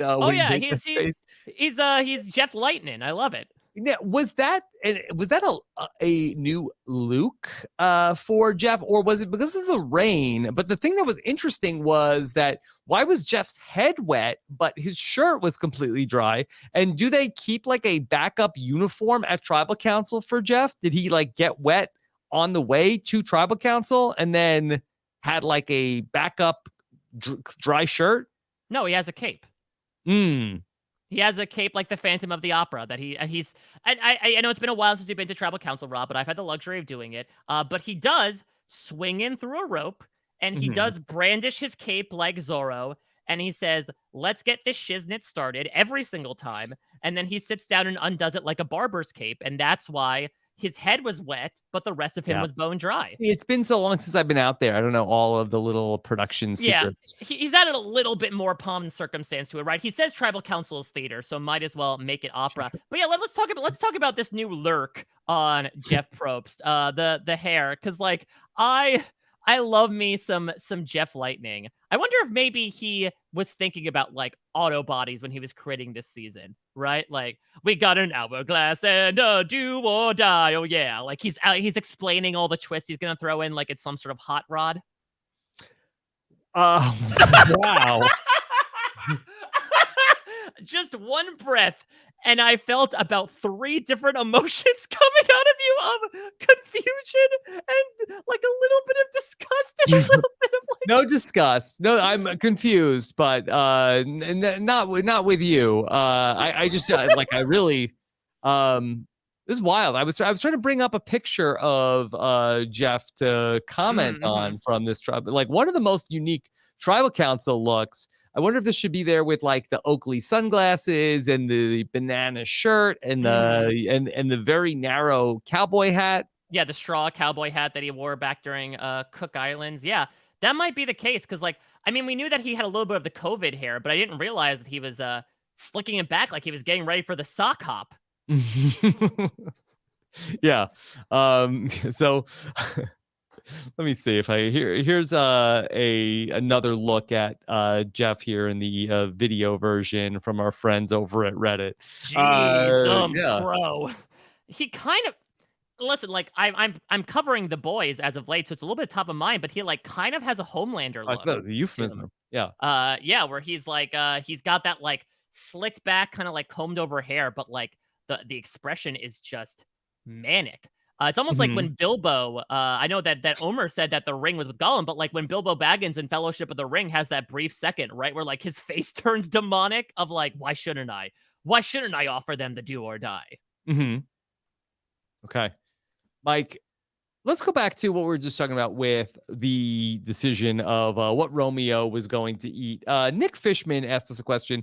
Can you design a reward choice that is more difficult than the one Omar had? Okay, so chicken and veggies with 2 or cake and cookies with 3? Yeah, so let's talk about this first. The naming, much like Sweat versus Savvy, needs a little bit of tinkering because, so he said what? It was succulents, or what was it? It wasn't succulents. It was not succulents. I believe sustenance. Yes. Sustenance. Or decadence. Yeah, I believe it was Deshaun that tried to eat the succulents beforehand. No, it was now I keep thinking succulents. It was sustenance versus decadence. We have to stop right there. In no way, shape, or form was a cake that looked like the Entenmann's cake that you get at ShopRite when you forget that it's your daughter's birthday. Yeah. And the cookies you acquire in a church basement during a PTA meeting resemble decadence in any way, shape, or form. Yeah. Okay. So if we're going to keep it this, all right, I think this is an easy one. How about, what do you think of meats or sweets? Ooh, I like meats or sweets. Though I guess would that necessitate multiple meats? Or beets. Oh, okay. But would beets be involved? I don't think there were beets there. That would be a third option. Beets for are a vegetarian. Yeah. What about meat or sweet or beet? And beet is an advantage in the immunity challenge. Oh. So you could use to beat someone. Or maybe that's what it is, but Jeff doesn't really explain it. Okay, we've got 3 options for you. Meats, sweets, or beets. Or you get a secret 4th option, Deets, Terry, come on in. And you see he flies in like a private helicopter journey. Helicopter journey with big and long himself, Terry Deets. He's going to fly you to his private bungalow where he will have a night with you like he did with his wife back in Panama Exile Island. What's up, Brochacho? You'll wake up refreshed, replenished, but a little spent at the same time. Deets, big and long! Enough vigor to win the immunity challenge like Mr. Deets did proper. Or a fifth option, Deeds. Adam Sandler will take you to view his 2000 film, Mr. Deeds. Wow. The whole Sandler film catalog could get brought back. Yeah, I mean, listen, we got Applebee's. Like, might as well start bringing back those movie deals. So I think we've just opened up the Eats wormhole in a manner of speaking. Could it be sponsored by Uber Eats? Uber Eats. How about Feats, Mike? Nope. Marianne would be like Survivor tweets. They're better than Baylor balancing things with her feet. Tweets. Marianne says, does that come with like 2 additional toenails? Is that feats? Is that the reward? No. What about Wheat? Wheat would be a good one if it's just like a nice hearty breakfast. Cleat, you get to attend a soccer game, and Mike's like, damn it. Oh no, now the lie comes out. I have to pick cleats now, or the whole ruse goes through. I'm a man of my word. Greets, you could meet with the mayor of Ponderosa to be greeted and check out all the jury. How about Heat? Ooh, I like Heat. What would that be? Like, you get to eat a bunch of chili peppers? Oh, I don't think. Well, I think you get like warm blankets and like sit in a hot tub. Oh, or like visit a sauna. Yeah. Relaxing day. Or cheat.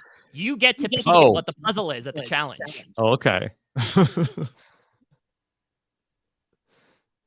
I think that could work. Or how about seat? You get a guaranteed seat at the final 5. You get immunity right there and then.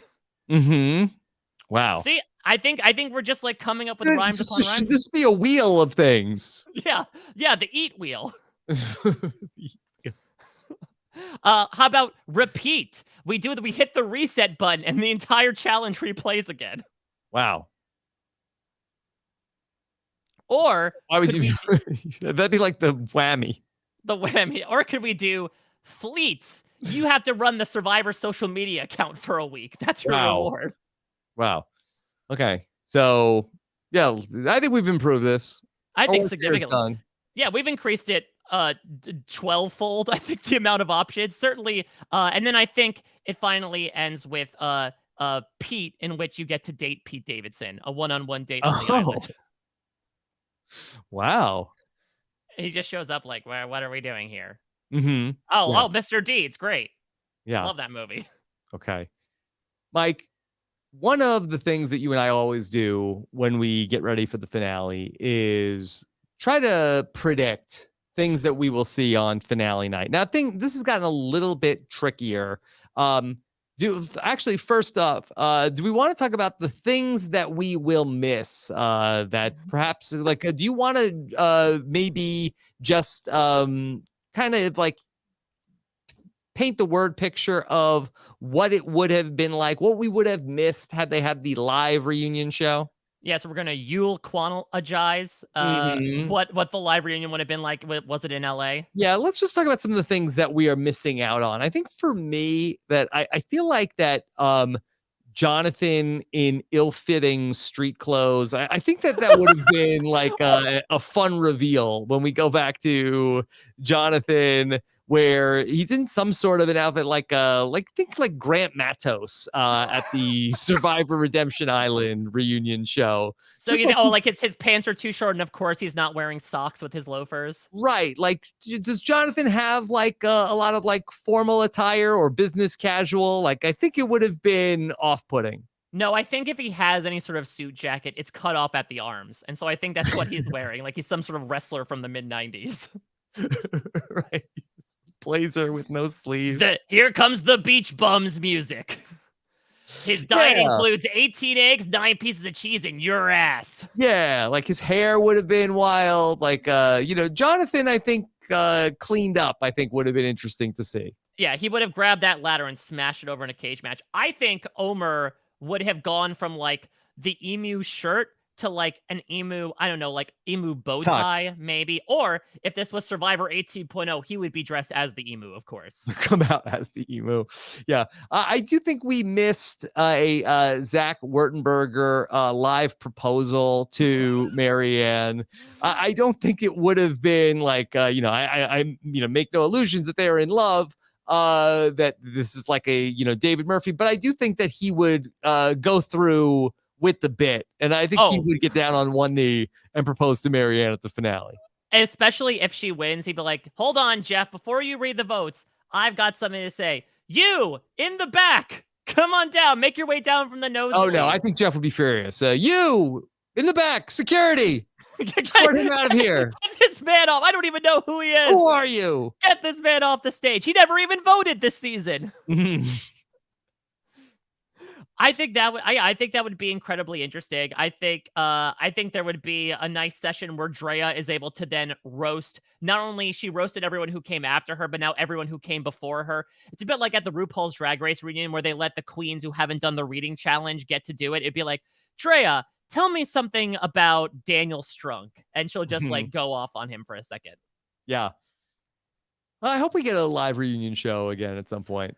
Oh, that's a good point. It's like, obviously, I think, the new normal happens in many ways on this show, but I really do hope that like something that comes back, because you and I have had the pleasure of going to those live reunions, and like the mood is really fun there. And I do understand the aspect. And one of the things I really enjoyed about last season, it was like being able to get those like in the moment emotions and not have their opinions necessarily colored by like social media and watching the season back from the edit. Like they're still relatively talking from their own perspectives. At the same time, I feel like they could do a happy medium and wait like a day, poor Deshaun and Xander like crying into their pizza slices and like having to sit there where Jeff's like, I'm loving this. How about you guys? Give me your pizza right now, please. Yeah, that pizza looks good. I'm going to eat. You little chorp, give me your pizza. Maybe that's the thing. Maybe that's just Jeff like bully hairstyle. Hey, nerd, give me your pizza. I do think that the season 42 finale live, I think that it will be like, I think that they've got one under their belt. I do think it will flow better than the season 41 version. Do you think they're going to do the another opening, another show of like, all right, everybody, we're doing this transition live. And everyone's like, what the hell is going on right now? I just think that the season 41 cast, for a variety of reasons, had hard feelings with one another in terms of like the way that the like post-merge game went out. And I just think that the season 42 cast, I think seems like that they are, much more like, okay, this is a game, and I didn't win, but we can sort of like have fun with the whole experience. Well, TBD. We might get to how maybe that might not be the narrative. Maybe not. Maybe it could be but I'd be surprised if it turned out that way. All right, well, let's do a little bit of prediction games here, because now we sort of got a sense as to like what the reunion show was like, right? That there are segments. First, let's make the supposition here. Do we think it's just going to be jury and final three? Or do we think everyone's they're going to bring the pre-mergers back?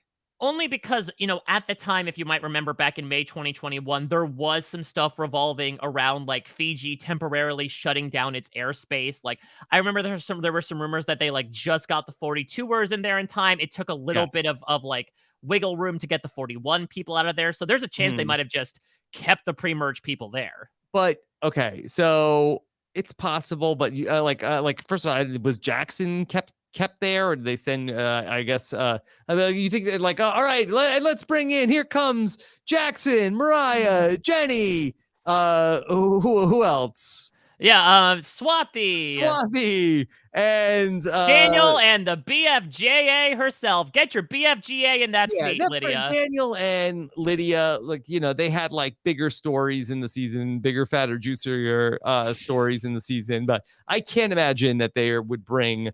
This is a show that made the pre-jury of like a 39-day season sit in the audience at the reunion show. Yeah. To your point with the Jackson stuff, there were comments about like the pre-mergers bonding with him. Like he did not go home. Okay. So there is a chance that he might be brought out. They didn't do it last season. It was. I just don't think that they would bring in like unless they really are trying to make the Zach and Marianne thing happen. If they do, I think it's a video message from Zach. No, it's his disembodied voice over the speaker. Like when they were, "Hey, Marianne, it's me, Zach. Remember that time on the mat? Well, on this mat, I've got to get down in one knee and ask you a question. I know it's not final tribal council, but here's my question for you.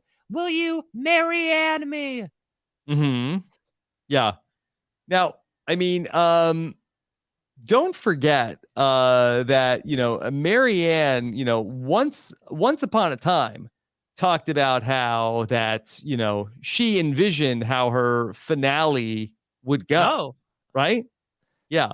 Let me see if I can find this clip. How about is this it? Okay, let me try this one. Marianne, was there much talk of shot in the dark? I feel as if it's always. I think it might be this one. Let me try this one. The thing is, like, Zachary literally picture perfect, and I'm like, "Hey, God, is that you?" Like, wow, it's just like a 2-for-1. You win Survivor, and then you also get a man, and then it's like in the reunion, Jeff's like, "Yeah, Marianne, so you started to date Zach. How'd that work out?" And I'm like, "Wow, Jeff, thank you for putting me on season 42. It's a whole big side." But like, it's like even though the part of the game is about winning, you still think about the little things too. Yeah. Well, first off, the romance is starting off a bit cold, considering that she's referring to him by like his full name as Zachary. Yes. Well, look, that might just be a pet name that only she calls him that. He might be in trouble. Also, that's Zachary. Did you get voted out? Yeah, but I mean, she calls her forget shot in the dark. Marianne calls her shot of that. She's at the reunion show. She's won the game, and Jeff's asking her not just about her her winning game, but also her relationship. I believe it was Jean Robert who said, "What's better than $1 million? $1 million and some peen." So, did you say peen? Yes. Okay, I'm sorry. Good night, everybody. Your reward is you can have chicken and veggies, or you can take a nice bite of a burger, a Wurton burger, that is. Likey, no likey.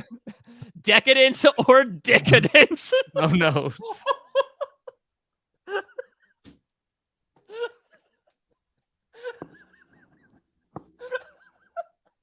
Where's the taboo buzzer? Where's the water that needs to be thrown on me? Yeah. There we go. Down boy. Now I'm in trouble. You can call me Zachary now. All right. Get Angela in here. Okay. All right. So I don't even know. So all right, Marianne. Yes. All right. So no Zach Ghost voice. Okay. So here's the question. Okay. Whether Marianne wins or does not win. Okay. Question number one, does Jeff ask Marianne about anything about Zach? So I don't know if Jeff Jeff part of her story. I don't know if Jeff would. I think Marianne would have to consciously bring it up. I think she would, knowing her. So let's make it. Does Zach come up in the reunion show? I don't think and so. And everybody can play along at home. Play it at home. We'll come up with a bunch of questions here. Let's come up with a loose questionnaire, an open questionnaire. Okay. I'm going to say... Does Zach come up? Unfortunately, no. I think were this the LA reunion, then yeah, absolutely. I think we come back from commercial break, and Zach's sitting on her lap like Santa at Sears. He's like, "Oh, I want my $1 million. I want a dump truck, and I want a Tonka." Yeah, I agree. I do not think that Zach comes up at the live reunion or the taped reunion. All right, well, let me bring up something else that might come up. Do you think we are going to get any reference to the Beware idols? That was something that got brought up last season. There was an entire segment about and what about those kooky phrases? Considering that we've seen it again, do you think it's still going to get the same amount of weren't those phrases wacky? I'm just trying to think. We have, I think they will. I think that they'll talk about them because they haven't really had the chance to sort of like acknowledge them like at a tribal council, or Jeff can call them out. So I'm gonna say, do the phrase, do beware phrases come up? I'm gonna say yes. I think they would, maybe with Marianne, especially, and Jeff's gonna be like, Marianne, I've done this for 2 seasons now. You're the only person who I think was able to get away with it. I don't know if they'll spend as much time with it. Like, remember, they had a very significant chunk of time in this 30-minute reunion dedicated to like, hey, Shan, Nasir, Xander, tell me about how weird it was to say those phrases. I don't know if they necessarily go through that entire thing again, but I agree they'll at least be acknowledged. Okay. Mike, my question to you, will pizza be back at the reunion? So here is, that's a really good question. I'm gonna have to say it's tough because like they've subbed out rewards, right? Like grilled cheese was in 41 and this peanut could butter either and jelly. mean a different entree or no food. Oh, well, there's definitely going to be food. Jeff loves that, considering now he's going to be able to be like, hey, nerd, give me whatever you got over what there. If Zach was like coming around with like a tray of hors d'oeuvres, like Swedish meatball? They made the pre-mergers be the caterers. I think that's a great idea. Yeah, sort of like how they dressed up like Millhouse Marchand, the one of the challenge guys for the Applebee's. Like they could do Applebee's again of like, may I interest you in a bacon wrapped scallop, sir? Yeah. Shark bowl, madame. Chocolate lava cake, monsieur. I think that could be fun to do. And then Daniel Strunk is holding one tray up while the other shoulders popped out, and he's just trying to like drag it along on the ground. I'm going to say, I'm trying to remember, was there a pizza live reward cockroach? Yeah, exactly. Doo-doo, my lady.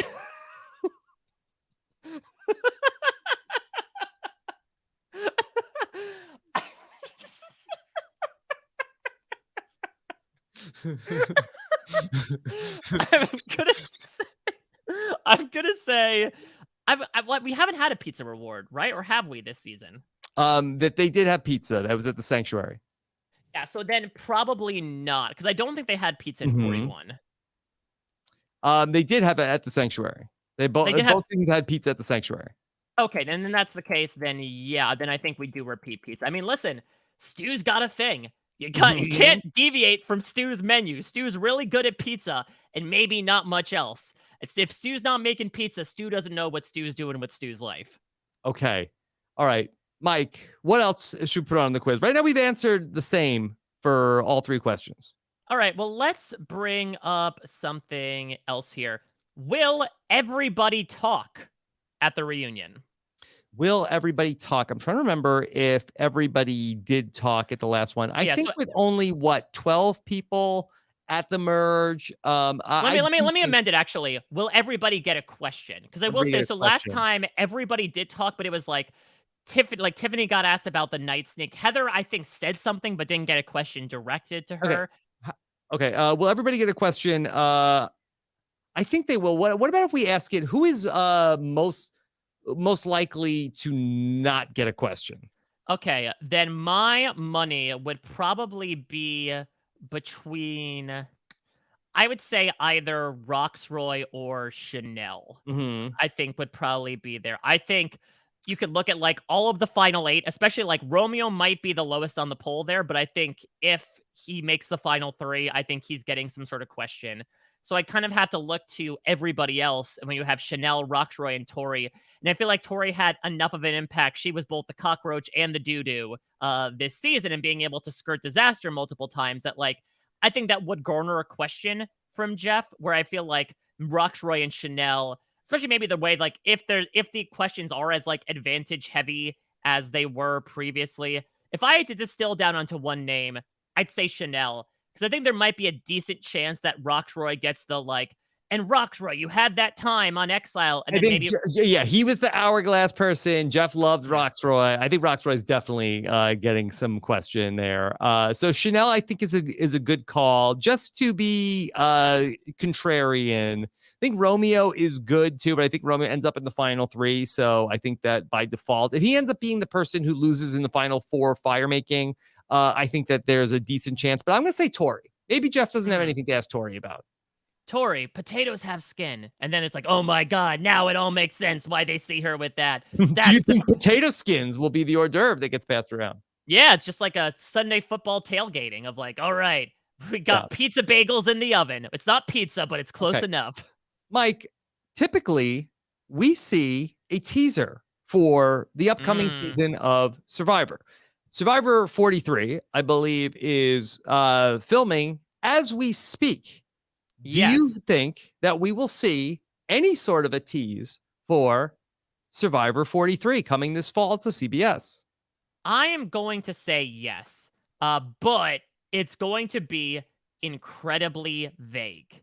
It is going to be, I do not think we're going to see anybody's faces for our Survivor 43 preview. I think it's going to be Jeff's narration of maybe stuff from the previous 2 seasons, and then maybe it cuts to Jeff walking down the beach being like, just when you thought it was dangerous, we just ramped it up 4-fold. And then he's like, coming this fall, Survivor 43, the monster has turned into the maze. But if it's just Jeff saying almost nothing, do we need to show a clip package? Like, this fall on CBS, the monster is hangry. The monster, like Jonathan, wants to feel appreciated. The monster needs 8,000 calories a day to survive. And that just happens to be exactly what we're giving it. Wait a minute. Oh my God. We've been wondering what the monster is. Could this be something where, like, Jonathan loses and, like, his soul gets perverted into some sort of monster-like form, and that's the monster that's existed this entire time? Probably. He's constantly hungry, feels like he's a part of the tapestry, like, naturally a part of the island. This is the monster. The monster is Jonathan, and we just haven't realized it the entire time. 18 eggs, 18 players. It all makes sense. Jonathan was the monster. Every day, he needs to eat 18 things. Let's see who you really are, Jonathan. And I would have gone away with it too if it weren't for y'all meddling kids. Mm-hmm. Mr. Jeff. Mr. Jeff, yes. Yeah, that's why he calls him Mr. Jeff, because he's subservient, right? He's the pet of Jeff Probst. That's why he calls him Mr. Jeff. Okay. So Survivor 43 tease package. Okay. It has to be cut to a what do they call it in Big Brother UK? The VT? Spell those letters out for me. The video package they have to throw it to some sort of video tease. Like, yeah, just be like Jeff saying like, all right, and we'll be back with Survivor 43 next fall. Don't go anywhere. Yeah, there's a chance they might not, because like Jeff, it's clear that production, even on the island, felt really positive about the season and the cast, understandably so, that there is a decent chance that they could, like, if they eke out an extra 3 minutes and they don't have to do the VT, instead focus on the TV that's being created in front of them, they could do that. But I could see something if they have some sort of rudimentary footage that they'd cut to, like, and don't worry, we'll be back in the fall. Like, 40 into 41 was the only time basically since 1 into 2 that we haven't done any sort of teaser as to what's coming next. I'd have to imagine he is doing something, and he's making the player sit there awkwardly as he's like, all right, this will be coming like a year from now, but I'm plugging the next season right here, right now. I guess another question that I will ask, Rob, what advantage-based moments do you think are going to get talked about in this? You spoke about Roxroy and the Hourglass. Yeah, so VT stands for videotape. Okay, well that was I don't know why that's the one thing that stood out to me when I watched Big Brother UK. They're like, let's see their VT. Yeah, you know what, actually, like, didn't Bryant Gumbel talk about the VTs back in his trailer? Didn't he actually use that parlance, now that I think about it? I've been VD. I watched your VTs and I feared I had VD afterwards. Yeah. But I don't want to know whose application tape people got naked on and he saw it in the trailer. We're done with that. We're not doing that. We're talking about different trailers. So just to put a pin in Survivor 43 teaser video. I'm going to say no. I say no to the hype video for season 43. Okay, not even if it's like just like a shot of the hourglass being smashed or something. No, I think Jeff says. I think if anything, Jeff is like. I don't even think they knew they were going to be back this fall. I mean, I think they presumed it. So they said like, hey, like I think he thanks the fans, and this could be you out here. But I don't think we get for the first time. I don't think we get like a tease for the next season. Hana, I'm talking to you. I better see you out here once you come of age in 10 years. Yeah, I guess that's a great question. Does Jeff break the fourth wall? Oh yeah, 100%. I mean, like he's gonna do. I think if we do the entire live transition, like he's gonna say it directly to camera, especially like we didn't do this before until last season. Yeah, like okay, I think he's directly forget that gonna do one. it. Forget that one. I mean, does he ever stop breaking the fourth wall? No, that thing has yet to be rebuilt. It's got like 3 layers high of bricks, and Jeff just kicks it back over like, I want to say something else to the audience now. Yeah. By the way, if you were an 8-year-old child and Jeff Probst reached through the screen and talked to you, would you be excited or scared? That's always one of my biggest fears, is that the people on TV would talk to me. I sort of agree at the same time. Like I want them to be at arm's length. Yeah. I want to be a voyeur to their world. Because that as a child, one of the things that was like the one of the scariest things was there was a movie called Poltergeist, and the little girl, like the ghosts would come out of the TV, and she'd be like, "They're here," and then they're like, "Come into the light, Carol Ann." Like, stop breaking the fourth wall. Get back in the wall. Now, could it be that the monster, Jonathan, is a poltergeist? That when Jeff is breaking the fourth wall, it's like Jonathan a la Samara from The Ring, crawling his way out, doing his monkey ring, run. Anything coming out of the TV, Mikey, no likey. Yeah, so I personally agree that it's very much like, let me immerse myself in this reality. I don't necessarily need, plus it also puts a lot of pressure on me. We have to be like, you can do this. I'm like, I guess I have to now because you called me out. And just me, nobody else on this couch. Yeah. Okay. Mike, did you ask a sixth question for the Survivor Reunion show? I'd love to know from you, Rob, because last season there was a segment of like, hey, remember when this advantage was used and this advantage was used? In your opinion, what is one advantage you feel like will be highlighted as like, whoa, remember when someone... Fire. Definitely not that. Omar will try to bring it, and they'll edit out like his wrist holding the piece of paper up. Yeah. They will CGI erase his hand and put like they'll pixelate it like it's a naked picture.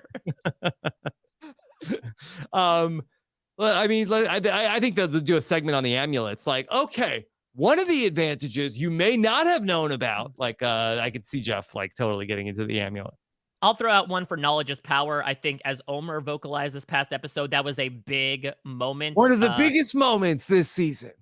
Exactly. Drea thought she had knowledge, but the knowledge was not on her side. I definitely think they're going to highlight that. And like you said, I do think the hourglass is also kind of a given. I think we are going to still get a string of like, it was the most dangerous season ever. Look at all these twists and turns. How did you all reconcile with that?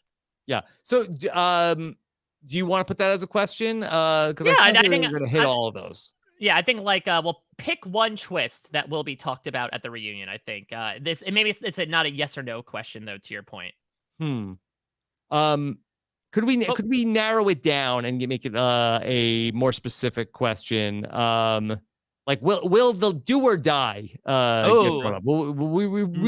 Visit that. I'm gonna say no. Deshaun mentioned it in 41. And I think it only ended up getting brought up because he was a finalist. I think there is a fairly good chance that Lindsay is not a finalist. And so I'm going to just go with my gut here, go with the probability, even though do or die apparently does not go with the probabilities, and say no. I'll say yes. I think Jeff can't wait to talk about the do or die. And especially like, I feel like he may not have a good question for Lindsay. And so this might be it. All right, Rob, who will get a question about something they learned about themselves out on the island? There was an entire string last season of like, Evie, what did you learn about yourself? Danny, that's the 25-year-old demon that you're fighting? That's actually Jonathan. He's my shadow slave. But like, do you think someone's going to get a question like that this season about a personal journey? And if so, who? How about Drea? I think Drea is a good one. I would probably say Omar. I think, is another good one. It was sort of foreshadowed in this episode, right? This idea of Omar being like, I didn't think I'd be standing next to you up here on contestants row. I just thought I'd be floundering out in these challenges. I think him sort of rising into a status of power player is going to be talked about a bit. I think Marianne's a bit of a given no matter what. So that could be like our free space on our bingo card. Okay. Can we ask a question? Who will be potentially the most bitter juror? I mean, yeah, that's a very fun It might be a little bit hard to like really put a finger on who will be the person who is the most bitter. Like I don't know who we would have said for season 41. Like it might be a little hard to. Can we like quantify this? Yeah, like maybe who raises their voice at the final three. Maybe like who's the most passionate towards the final three, right? Because I would say like Ricard was probably like the most emotional person, or Shan there, but I would not necessarily call him like the most bitter juror. Does anyone tell the jury or tell the finalists, the final three, to stop talking while they're talking? Ooh, that's interesting. I mean, if so, it'd be done to like be a slight slap on the wrist on Marianne, right? Because she like just can't help herself. It's our turn to talk now. Yeah. Yeah, I don't know, because I feel like people who are left won't necessarily have that lack of decorum. Okay. How about this? Do you see somebody as the foreperson of the jury? Oh, let's say like this: who talks the most out of the jury? I think is a good question. All right, most chatty juror, and then this will be the last question. I'm going to say Hai. I think Hai is one who, I mean, he elicited responses with this whole driver seatbelt analogy at Tribal Council. I think, especially since he's had a little while to like sit on the jury, he's had a lot of time to process. I think he would take a lot of time to be like, but let's bring the conversation back. I think Hai very much has that mentality. So I think it is a late arrival to the jury, but I'm going to say Omar, I think, ends up taking the role of the most chatty juror. Interesting. I could see it, but I could also see Omar being on the jury the same way he was in the game, which is sort of like lying back in the pocket and like speaking up when he needed to. He could be that but actually guy that you spoke about earlier who will like interrupt and maybe, cause some chaos. But I do think when it comes to like, sort of like Evie was like, I'll start this off. I have something to say. I just feel like Hai has those vibes. Maybe it's the similar glasses that they wear on the jury. All right, let's review our season 42 finale quiz. Does Zach come up at the reunion show? Mike and Rob both say no. Do the beware phrases come up as a topic of conversation? Both Mike and Rob say yes. Question number 3, will pizza be back? Rob and Mike agree that they will be back with more of Stu's Pizza. Most likely to not get a question. Mike says it's Chanel. Rob says it is Tori. Season 43 tease package VT. Mike, where do you come down on this? I said yes. Yes. Okay. Rob says no. No, there will not. Will the do or die get brought up? Mike said no. Rob said yes. Okay. A little bit of deviation here. Okay. Who will get a question about what they learned about themselves? Rob said Drea. Mike said Omar. And finally, who is the most chatty juror? Mike said Hai. Rob said Omar. We'll see who becomes the chatty cat thief, Averick O'Brien. Yeah. Can I share with you another moment from this week's episode that I really enjoyed? Okay. This goes back to when Marianne tried to get Romeo on board with the plan this week. Nothing from this conversation can leak. Okay. I swear. We have 6 votes. Yes. That's a lie. We have 7. I have an extra vote. All right. So I just love that reveal to like, okay, Mike, nothing there's nothing that this is like in the vault. Okay. All right. There are 2 people on this podcast. Okay, fine. That's a lie. There are 3. Like, why did she have to say it like that? It's like the very briefest of rug pulls of like, I'm going to set this idea up and then I'm going to subvert it at the same time. It's such extra presentation, but I absolutely love it at the same time of like, I'm going to change your entire worldview right now. Today's Tuesday. That's a lie. It's Wednesday. Bazinga. Okay, Yeah, I got you. There are 4 lights. Actually, there are 5, Jean-Luc. Yeah. Yeah, I love it. And I love the epicness as well of Mare. And Romeo does also provide a great like reaction of like, oh my god. I could see maybe Drea being like, okay, great. 7. It's not 6 anymore. Congratulations. You count by 1. Yeah. Like, yeah, there are 6 people here. Yeah, she could say, like, I have to tell you, I have an extra vote. Well, what I love though is that I think like the way it is personified is that Marianne is like up to her neck in frustration from what Jonathan and Mike are doing. That she's like, all right, if I'm gonna roll out this freaking twist, I'm gonna do it with the most pomp and circumstance ever. Screw Jeff and his Phantom of the Opera cape. Like, I'm gonna do it this way. And so I'm gonna have to roll out like, okay, count the votes for me. Just roll them out one by one. I'm gonna throw a +1 on there, like I will with Zach at the reunion. We got 7, baby. Yeah, Jeff, there are 12 people at the reunion show. That's a lie. Zach's here. Zach, come on out. I would love to. Yeah, I would love to see Marianne as like, I don't know, answering questions at the final tribal council of like, all right, Marianne, what was your biggest move? I really didn't make any big moves. That's a lie. I blindsided Omar 3-2-2. Just like really, again, tempering those expectations. That's what you want to do. Keep them on their. You on your toes. Okay. That you lose your toenails from. Absolutely. Okay. Do you think Jeff's going to return Marianne's toenails like she did with JT at the Token Cheese reunion? I hope not. I have a bag here, Marianne, of your toenails. Marianne, she was one of our most exciting players ever. We got her toenail here. This is gonna go for a lot on eBay. Oh no! Don't sell it. That's gonna say so much more about JT's tooth. No, he gave it back to JT. He gave it back on. Yeah. Yeah, I don't think he's like, all right, we're gonna auction it off. Who wants to clone JT? Steven. Who wants to make J2? J2. Okay. Mike, I don't have any more questions for you. All right, well, let's talk about some more. That's a lie. I do. Oh, Rob, you got me. Now, what did you want to bring up? Well, I have so many other things to bring up. Here's, all right. Well, here's let's. I wanted to talk about what you're excited to talk about.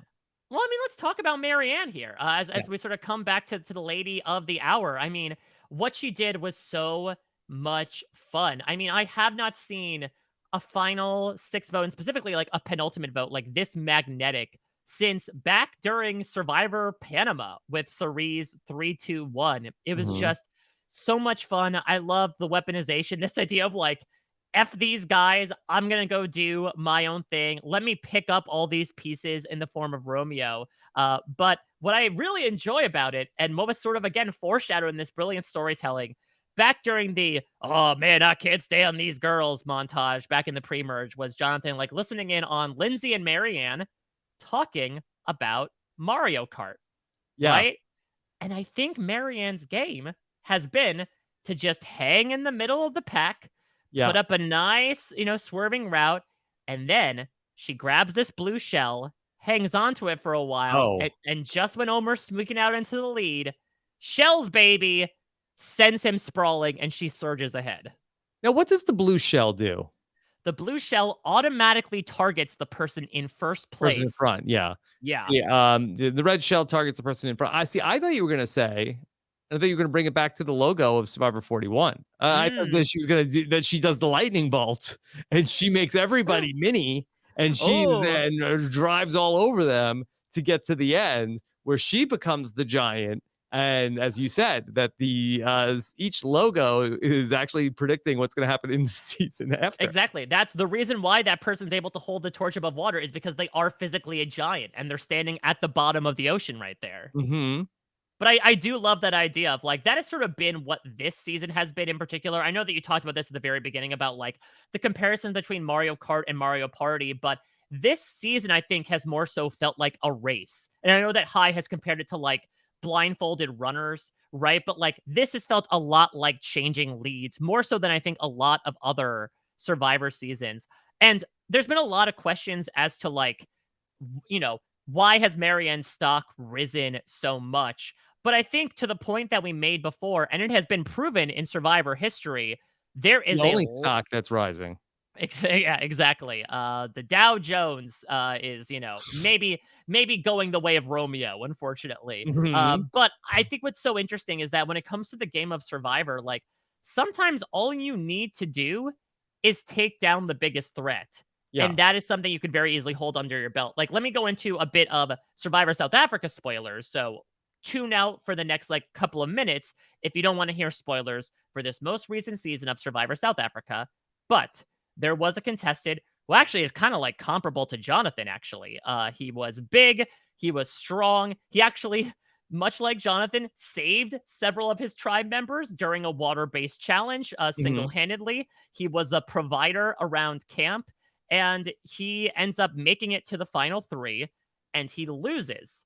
And the one person to take him down in the final immunity challenge gets a load of praise thrown her way, where she was kind of drawing dead going into the final 3, but she was known as the slayer of this guy. And as a result, ends up resoundingly winning, not just for that reason, but talking with a lot of jurors afterwards, a lot of people said that that move was really all it was needed to essentially be like, you took out the person who was in first place. Yeah. That means something. That shows awareness. That shows offensive capabilities. It shows a lot of, just a lot of gamesmanship to it. And so I think it just goes to show that, again, a lot of people, including yourself, have been saying like, wow, Marianne just had this meteoric rise. I think it's because there is a narrative that can be created over like, even if you just make quote unquote one move, if it is one move as people perceive as like chopping the head off the dragon that's terrorizing the village, that could get you the knighthood. Yeah. Look, I watched it firsthand. Yeah. Once upon a time. Yeah. I know how it works. Yeah, and that's also interesting as well. Like to your point, to watch like your own trajectory with Omer's, I think is really interesting as well. Where Mario Lanza joked about this, right? This idea that it was Dr. Cesternino and Matthew Von Ertfeld of the Monster, that like you had sort of been conditioning Matt this entire time, and then he turns around and like throws the final immunity challenge because he knows he'll get brought either way, and you get hoisted by your own petard or headdress that time. I wouldn't say it's exactly the same thing for Omer, but again, and it's great storytelling, I love this idea that Omer's game was predicated on keeping his options open. He even told me in his interview, he's like, yeah, my end game, like, I just wanted to go to the 4 with Lindsay and Romeo and Marianne, and then I thought, like, I was fine going with whoever. And I think that it shows that while keeping your options open is good, sometimes those options can sort of strike back, in a manner of speaking. That I love the irony of all ironies, that sometimes the people that you bring along could very easily grow teeth and sort of bite you back. And it turns out that the 2 people that Omer specifically went out of his way to save were the 2 people that spelled his demise. Yeah. It's a really good point of, keeping those players that are sort of like these bottom players that you think are going to be great to go to the end. Maybe having one of them around, but keeping 2 around, I think maybe is a good lesson of you only need maybe one of those players. And, if you just keep these players around, other people can pick them up as well. Yeah, and not only that, like you also have to, the more you have in the game, you have to make sure they don't communicate with each other as well, right? Because I think what also really undid Omer's plan was that Marianne and Romeo were slowly building this relationship. Seemed like it was cultivated from the early merge when they knew they were outsiders. I think that was bonding in a certain circumstance where they had enough of a relationship where she could approach him with this earth-shattering news of there are 6, no, 7 votes. And he's able to go along with her plan, as opposed to like maybe if he was able to keep things more siloed, which is much easier said than done, then he'd be like, there's no way they're going to work together. I'm going to keep my options. So I think it's keeping your options open is certainly not a bad thing. You certainly want to be at a point of the game where it's like anyone can take me to the end. But at the same time, again, you have to remember everybody has a vote out there. And the votes could certainly come together and lead to your overthrow if need be. I want to go back to, I know I'm like doting around random odds and ends here before a question. I want to go back to the Survivor South Africa comparison here. So again, people skip ahead if you don't want to do this, but I want to talk about Jonathan for a second in comparison to one of the Survivor South Africa contestants. Go for it. So Survivor South Africa, again, and I will officially now name this contestant because hopefully I'm past the spoiler barrier. There was a guy named Chappies who was, again, big provider, very athletic guy, alpha male. And he was villainous because he was a provider, but he scraped a little bit off the top. And I'm not talking about Romeo scraping off the bottom in the rice pot. He set up what was called Chappie's Diner, where every night he would ration away food that he would cook for himself and only for himself, that then he would consume and try to hide, but he got caught not once, but twice. I am wondering if Jonathan could and should have done this, right? For all the complaints about like, I'm feeding them, I'm putting food on the table, and they're not giving me nothing. Could he have then just gone that route, or like the route of a Jane Bright, for instance, and possibly just like hit a little bit of the fish stash and been like, all right, well, if they're not going to appreciate me, I'm going to fuel myself up for the challenges. Well, the thing about what Jane did was that it was so bold that she like made a fire and like cooked the fish like in the woods, like away from the rest of the camp. So like I feel like that for Jonathan, I don't know how he would necessarily do that unless he just went like sashimi style and just like ate a bunch of the fish that he was catching on the way back to camp. I think that there is like a high degree of getting caught when you need to cook the fish. Could it be something where obviously the height is also a big problem as well, right? He's very big and tall. We can only imagine his reunion outfit. What if he dug a pit and he set up his own little cookery in the pit where, maybe there's some smoke, but there's like, it's far away enough where he's able to like set himself up his little food station where he can cook. So I actually think that Jonathan has a little bit more of a leg to stand on. Like hypothetically, like if Jonathan caught like a haul of fish, and if Jonathan wanted to say like, hey, I caught all this fish, I would like to take a bigger portion of the fish that I myself caught for the tribe. I don't think that anybody like it might be a little annoying, but I think when you get to the rice, and the rice was sort of like, okay, negotiated for by the tribe.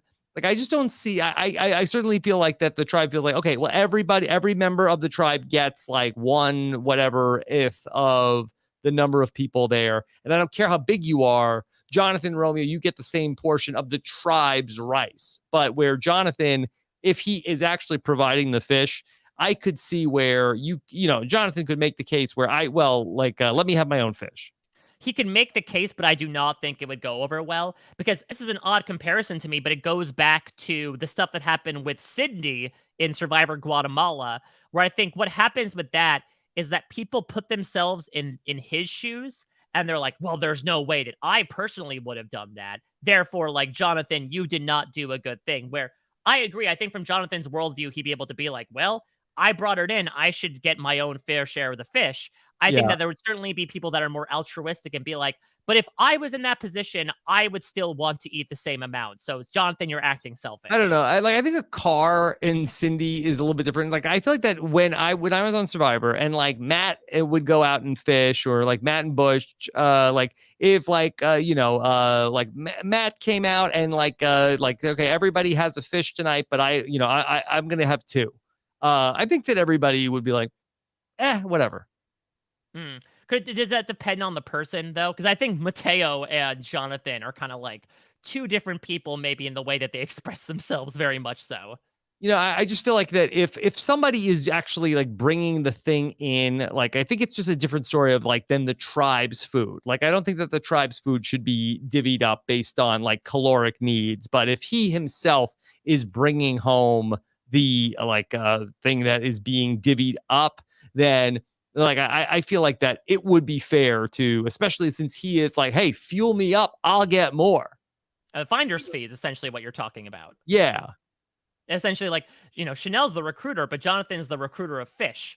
He's going to different schools, and he's just like, well, I brought this in, so I get my 15% of the cut, quite literally, and everybody else can sort of divvy up between yourselves. But it seems like that Jonathan is just like so gassed that he no longer has the ability to go out and do spearfishing. That it's like I know you like keep an eye on the secret scenes and everything. It seems like that like at best now he's able to like throw the net out and like catch like a bunch of like very, very small fish. Right. We saw that this past secret scene where, everyone else went to go have the decadence, and he and Lindsay sort of were just bumming around camp, and he threw out the net a few times, but like you said, was able to get like some small minnows, but that was pretty much it as well. You should just swallow them whole. Yeah, I mean, listen, or be like Bobby John, right, and just like catch the minnows in his mouth and swallow them. Or he could be truly cartoony and like put the fish in his mouth and like pull out the bones afterwards. Oh, yeah, that would be amazing. I mean, listen, it'd be incredible. I do not think it'd be physically possible, but Jonathan has proved to do the physically impossible at certain points. So yeah, why not debone a fish with your teeth? Yeah, it just goes to prove he's the monster. Yeah, that's exact. It's been there right in front of our eyes the entire time. Mike, what else is on your hot sheet? My hot sheet, or my HS, it's like my VT. Yeah, so let's talk about let's talk about like prognosticating the finale a little bit. Because I sort of have like my own story as to, on the B&B, I love to come up with the fan fiction as to how a season will go. And I think I have a little bit of an epic conclusion. The brand steal this season. The brand steal this season, which has done incredibly poorly for me. I should add. I think there's a little bit of anti-machine bias, if I may be completely honest. We've had sublime guests on the B&B this season, but I do feel like, there's a little bit of like, oh, a computer did this. I don't want to eat it. Give me the human-created stuff, personally.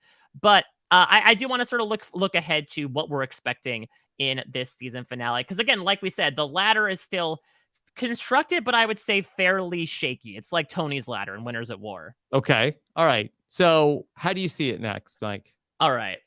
Picture this. Final five. Yeah. So I'm going to say now final five is interesting because we know that there's this big obstacle course puzzle. Obstacle course, you would assume that Jonathan or Lindsay would end up, winning just because of like their agility. Well, but yeah, the puzzle. Yeah. And it should be noted that even in both this episode and even in the pre-merge, Omar and Marianne kicked a lot of butt at those puzzles. Yeah. Well, okay. I thought you were going to say something else. But if you remember in season 41, so they sent them to another beach, and that other beach had the advantage, which ultimately was the reason why Erica won that immunity at the final five. Was that she got the advantage, which I forget what it cut off, but like I think Ricard it was seemingly... I think it was like they had to go grab 3 bags of rungs and she only had 2, I believe, or something like that. Yeah, where it seemed like that Ricard was close enough where Ricard in his deep dive had said that he felt like that was the difference between him winning and losing that challenge. Let's do it on that for a second, because the move to the separate island made sense in 41, right? It's come out after the fact, including from Ricard in himself. 39. Yeah, in 41 at least, they were making way to immediately film 42. So like they essentially had to be like, all right, we booked this. I didn't think of that, the logistics of it. Yeah, I mean, Ricard said that there was a lot of overlap, right? And so like when it comes to repopulating beaches, you have to clear all the schmutz that's already there. You kind of have to like replant some of the vegetation. So like, I think it was a little bit of, hey, we have this conference room booked for 42. So like 41, you have to take this meeting to another space if there's some overflow there. So I'm not sure why they did it for 42. The other thing is, so the game without the game is dead within the dead this season. So I'm really curious as to what they're going to do. I mean, I guess there wasn't really anything with the game within the game that applied to last time. They were sent on their own secret mission hunt anyway. They had no idea that it had anything to do with unscrambled letters. Where the trees dance. Yeah, exactly. With the rebus puzzles, which sounds like, again, a phrase that like Marianne would just say, like, Survivors like where the trees dance. They all go and they have a fun time. Somebody has a bit too many, and then there's leaves all over the place, and you have to be the one to rake it up. And the question is, are you going to play in the leaves or are you going to bag them up? And that's Survivor. But I think that So I would imagine we go on another scavenger hunt for a challenge advantage. And yeah, that could have a bearing on things. But if I would take things point blank, I would actually say that I'm predicting a Marianne win here at the final 5. Because again, Oh, very interesting. I think from a puzzle perspective, she is the best person remaining. I know Mike, I was on the right track, even though he had like 3 pieces in. But I think now that Omar's gone, Marianne is probably the best puzzle person remaining, and that's guaranteed to have a puzzle. So I think Yeah. she And wins. the advantage, I think, is also like a puzzle, right? It'll be like, Yeah. go and find this thing where, we've seen Mike get confused with certain things. Jonathan thought there was 11 triangles. Yeah, if there's a Y, Romeo, if there's a Y in there, forget about it. Mike is bum puzzled. yeah, Romeo could be the wild card, and Lindsay, I guess we'll see what happens. But I do think, so with Marianne immune, Mike is probably going to play his idol. He'll probably be like, you're safe, so I don't have to play my idol anymore. The clearly thing that I was going to do, that I made a promise about, that I definitely would have gone through with. Mm-hmm. Maybe Marianne uses the idol on Romeo to just like make a move to like showcase, how she is sort of bringing him along. I do think it's going to come down to Jonathan versus Lindsay. I think we get rid of Lindsay here. I think Lindsay is unfortunately our 5th place boot here, where she even says it herself, if I don't win that challenge, I'm gone. And I just feel like it sort of is like no half measures. You got rid of Omar. You got to get rid of Lindsay, because otherwise she has a hell of a narrative. It certainly is plausible. One of the things that I was talking about with Adam that I really was trying to talk myself into was that, is it Marianne's best move to get out Romeo at the final 5? Because then does Marianne become the person who is most likely to get brought to the final 3 by the winner of the final 4 immunity challenge? Yeah, I mean, it is a really great question. And that is essentially Cerie's get the goat strategy with the 3-2-1, right? And that's with even fewer spaces in the final 2, is this idea of like, well, that's one spot that's automatically getting taken up. There's no chance in heaven that I'm going to beat any of these people in the final immunity challenge. So let me make sure that that factor gets eliminated. I guess the question is, Mike and Jonathan have just been smack talking Romeo to high heaven. Would these be the types of guys, especially because Mike has been espousing this entire time, I want to take the strongest guys to the end. I want to make sure I sit at the end with the strongest guys. Do you think that they would kind of go against that motto and bring someone like Romeo to the end over Marianne if they had the volition to do so? Well, I think it's a question of then are they like looking at this as a way to sort of like knock out whatever Marianne or Lindsay who's left? Yeah, I mean, it really depends again on that perception. We see a brief clip in the teaser of Marianne saying Jonathan's gone. I have a feeling that's just her humoring Lindsay and just being like, yeah, we're gonna get rid of Jonathan tomorrow. But I really am not sure if it's gonna be same shit, different day, of like same doo-doo, different day of, oh, now Marianne is the one who got all the credit. Now Marianne must go. I do feel like Mike has a fundamentally different relationship with Marianne than he did with Omar that I think would influence his decision. I guess so. Okay, so let's say Lindsay is gone. If Mike or Jonathan potentially win the final 4 firemaking, do you think that they would take Marianne to the final 3 and then let Jonathan go against Romeo in the firemaking? Yeah, it's a good like. question. Is that a good look of like all right, I'm gonna set this up, Jonathan and Romeo, for the final 4 firemaking. I mean, we saw as recently as last season a botch perception that, a fumble that could happen a la Marshawn Lynch at the 1-yard line of like, did Marshawn Lynch fumble at the 1-yard line? Or what am I thinking of? I'm thinking of the Super Bowl. They where, like, should have given it to Marshawn Lynch. Exactly. And they didn't. Yeah. So the Xander is the Pete Carroll in this instance. The Pete Sean Carroll of like, they should have made this decision, went with a different decision, had a very like misperception about what people think about them. That like I could see something happen, or something even more epic happen. So let's go to the challenge itself, Rob, because I noticed a trend last season that I find fascinating. And, we talked all last season about like, that's right, survivors. Hana, I'm talking to you. Study up on your puzzles because you never know what's going to happen. If you look at the final immunity challenge from the past like 10 seasons, they are all alarmingly similar. Okay, go on. All right, so let me read off. This is the list of final immunity challenges for all Survivor seasons. There's like they have like 3 of them, right? Yeah, that all happened after Game Changers. Game Changers had like the typical that they did for a while, right? The like obstacle course into puzzle, sort of like what we're going to see with the Final 5 challenge. Survivor 35, letters on a wobbly platform. Yeah. Survivor 36, balls on a wobbly beam. Survivor 37, Samotion. That's the one hand tied behind your back, move the ball through the apparatus. Survivor 38, letters on a wobbly platform. Survivor 39, letters on a wobbly platform. Survivor 40, Samotion. Survivor 41, letters on a wobbly platform. So suffice it to say, it's probably going to be either letters on a wobbly platform or Samotion. Yeah. So how about this? Okay. What if Lindsay gets voted out at 5, Jonathan wins the Final 4 challenge and then takes Mike to the like I promised this guy I was going to be loyal to him. I'm taking Mike to the end. That's my buddy. Now, Final 4 fire making is Marianne versus Romeo. Marianne makes the fire, beats Romeo. Another thing, like, oh, everybody's like, wow, Marianne. And then she comes out really looking good in the Final 3.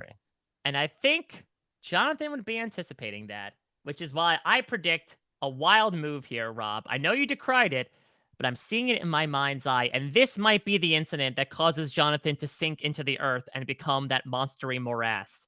Jonathan wins the Final 4 challenge, says, that Marianne's too big of a threat. I know what I can do. I'm going to beat her myself. He puts himself into the fire-making challenge, and he loses to Marianne. I can't see, like, Jonathan himself has talked about how, hey, I'm 6'5". Marianne is 5 foot nothing. Like if I get into a conflict with her, nobody's going to take my side. Like for him to put himself like that, set up this battle between him and Marianne and making the fire making, like, I think it's sort of like, even it's a lose-lose for him. Either he loses to Marianne, or if he beats Marianne, I don't think that he gets the credit from the jury. So if Mike puts himself into the Final 4 fire making, I think he either, if Jonathan does it, I think he either does it because Lindsay is there, or I could also see a scenario where him and Mike, that I feel like I could see, like, hey, Mike's my biggest threat. This is how I gotta beat him. Mike, like, let's do it. Mano y mano. This is it. And like, in his mind thinking, this is for all the marbles. And for that being said, I think he will lose said marbles, much like people have said that he has. I think in that case, Mike will beat Jonathan. And it goes back to one scene. And I correctly pointed this out, that back in the first couple episodes, we had that scene of Deshaun in Survivor 41, right? Like not being able to make fire, making that joke to Erica of like, put me in the Final 4 fire making challenge. In the episode 41 premiere, season 42 premiere, we saw Mike successfully make a fire and be like, oh, the fireman made the fire. That's the definition of irony. It's like rain on your wedding day, et cetera, et cetera. I think Mike would be our Final 4 fire-making winner, and I think he would defeat Jonathan, which I think would give him a pretty strong case to take on Marianne in the Final 4. Now, in that case, I could see a path where, like, surprisingly, someone like Romeo ends up winning. Like, I know that, like... Romeo wins the game with Mike versus Marianne? Oh, no. Sorry. Romeo wins Final Immunity Challenge, which I think could be really interesting as well, of, like, let's get these two guys against each other, you know? Like, these two guys, it's almost like the Tony and Sarah. Like, let's put... These two have been thick as thieves since that one merge time, sunrise conversation. Let's put the two of them against each other. Okay, well, let's just play it out then, okay? So this is, I think, a very interesting scenario. Okay, so the Final 3 is, okay, by way of, okay, Lindsay got out at 5. Jonathan won the Final 4 immunity challenge and lost to Mike. Yeah, so I think it could be that, or it could be Romeo wins the Final immunity challenge, takes Marianne, and then puts Jonathan versus Mike in fire.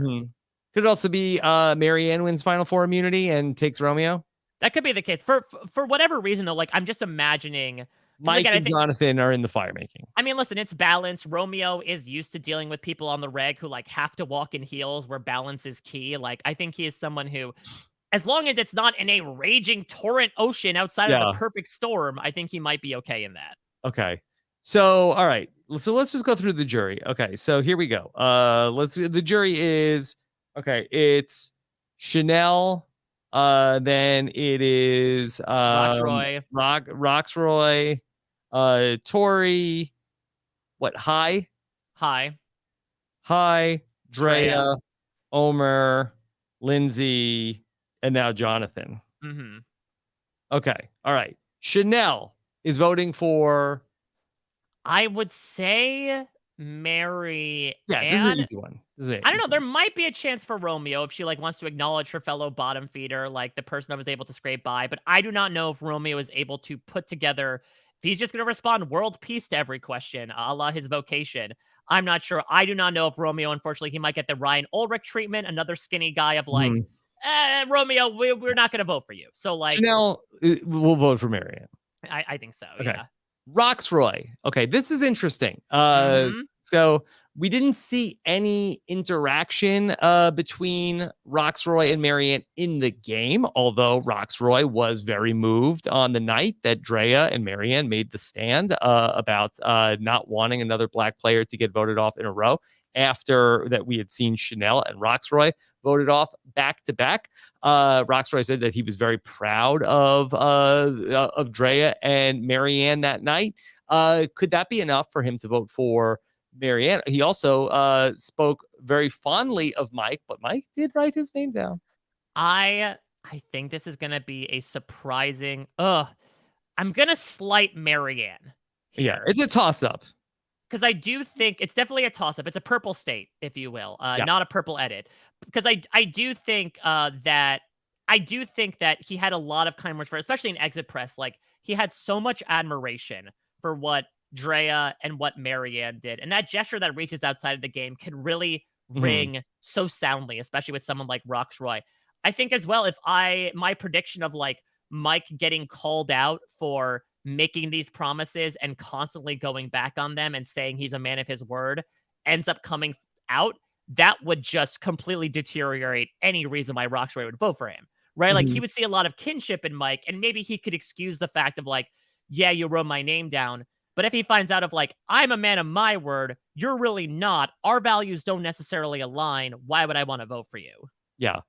Okay. Tori, I think this could be potentially the only shot that Romeo has for a vote, even though I think she favors Marianne. She favors Marianne. There's that secret scene where she calls her hilarious. She also has a lot of admiration for everything that happened at that tribal council with her and Drea that she ended up getting voted out in. It's a perfect win-win for Marianne, right? Like, do you get rid of the person and the person has nothing but kind words to say to you in jury? I think this might be one of the most slam dunk Marianne votes there is. All right, this is 3 Marianne votes. Hi. This is an interesting one because, and we'll talk about maybe some resentment that Hi has towards the lie. I mean, could Mike like possibly commend Mike here? Could he possibly be like, hey, you know what? I did have plans to take you to the end and you ended up getting rid of me. Like, I'll give you props for that. Like, it seemed like he did have a reaction to Omar going, but is he going to be like, the person that took that person out is the one I'm going to vote for? I think he's going to want to vote for Marianne. You think so? I think so. I think he's going to be salty with Mike. I think that I think probably is so sort of indifferent to Marianne, but probably like has nothing against her. And I think that she did make some good moves. Got Omar out of the game, who I think that he would probably like that.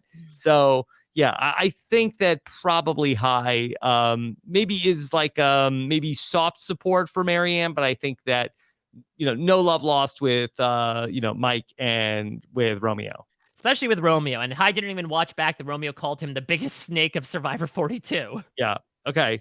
All right. Drea. Drea would probably vote for... Drea might vote for... No, Drea would vote for Marianne. I think so too. She did say, okay, oh, Mike, I think you got this if you get there. But she did say that was a kiss of death. So I think that's for Marianne. And if we know anything about Mike, by the way, that's 5 votes already. All Omar, right. Marianne. Romer would vote for Marianne. Okay, Lindsay. Lindsay would I think Lindsay would respect that she got and would probably vote for Marianne, considering that, like, if the move had been more like more thickly veiled as to like who was responsible for it, Mike could take some credit for it, because like it does seem like she has more of a relationship with Mike than she did with Marianne. Yeah. At least from what we saw. Maybe it's that Jersey blood. She did invite him to pizza and everything. Okay. And then I think that we see, but you say Marianne for Lindsay, right? I would say Marianne with an outside chance of Mike, possibly. And then ultimately Jonathan will vote for Mike. Yeah, definitely. Okay. And then for the second season in a row, 7-1, where Marianne. There you go. Marianne's winner, going away. Yeah, I mean, even against Mike. Yeah, though again, I will say, I think I keep bringing in these outside chances. I will still say I would not be surprised if Mike ends up winning this. I think as long as he does not fall into those pitfalls of people catching him in these arguments. The interesting thing about Mike is that I kind of feel like his brain broke starting with that Jenny vote so early on, where like it seems like he's fundamentally working oppositional to his programming. Or his programming. I think he was fine for a while. Like I think that I do think that Omar really started to like put the Hugh Borg sort of like bad program in his brain. The Borg in his ear. No, I mean, but even with the Lydia stuff, but within a day, he's like, yeah, I'm going to take a bullet for Lydia. And then he's holding the gun and he shoots Lydia. I don't know. Something tells me that like, I don't know, but that was a sort of like, what was he going to do in that spot? I think with Mike, what happened was after that Jenny vote, he was so surprised and shook that he's like, I've got to play a different way now. Mm-hmm. And I think maybe that unfortunately caused him to swing so far in the other direction of like, I'll keep promising things to people, but like my word is as good as fool's gold because like I don't want to get got again. I think that's been Mike's mentality this entire game is like I got once. I got tricked once when Chanel told me she was going to do one thing and then she did it. I don't want to get got again. And that has what's been really been motivating him the entire time. If this does not get brought to light, I think Mike does have actually a fairly good chance. He's a very likable person. He's very charming. I think he is able to bring that in. Plus, I mean, there is something fun about if Mike wins, he does become by age the oldest person to ever win Survivor. Yeah, look, nothing against Mike. I just like I'm having a very hard time envisioning what that scenario would be where he goes on to win. I mean, either way, we're really drinking up, right? Because like Marianne winning, I was trying to think about like who is she the most comparable to. Honestly, I would call her like Fabio with a knife, I think is my best comparison to Fabio it. with a knife. Because Fabio, I think we decry his game a bit of like, oh, he only got by with winning immunities. But I think we undervalue Judd Berza a bit, if I may so use his government name. In that, like, I think Fabio knew the perception about him, purposely used that underestimation, and was able to work his way in really socially with people. But also, he was really smart and able to vocalize things incredibly well. And I'm not going to say Marianne's a complete one-for-one copy, but I do think they really are similar in the ways that, like, they know their archetype. They know how people view them, and they weaponize it. With Marianne, it's tears. Through Fabio, it's pee in the pool, different types of liquids. But I think that Marianne was able to similarly be like, everyone underestimates me because of this. And the key difference is, again, Fabio found himself powerless when all his allies ended up getting voted out.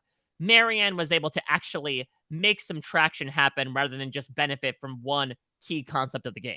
See, I think that Marianne is a lot better than Fabio, who I think that sort of like Fabio didn't really like have a good command of what was happening in the game. He gets blindsided like pretty badly. At the final 7? Like he has a vote like very late in the game. Where he gets a bad blindside, where it's rare for winners to sort of like have a slip up like that and not know what's going on that late in the game, though it does happen.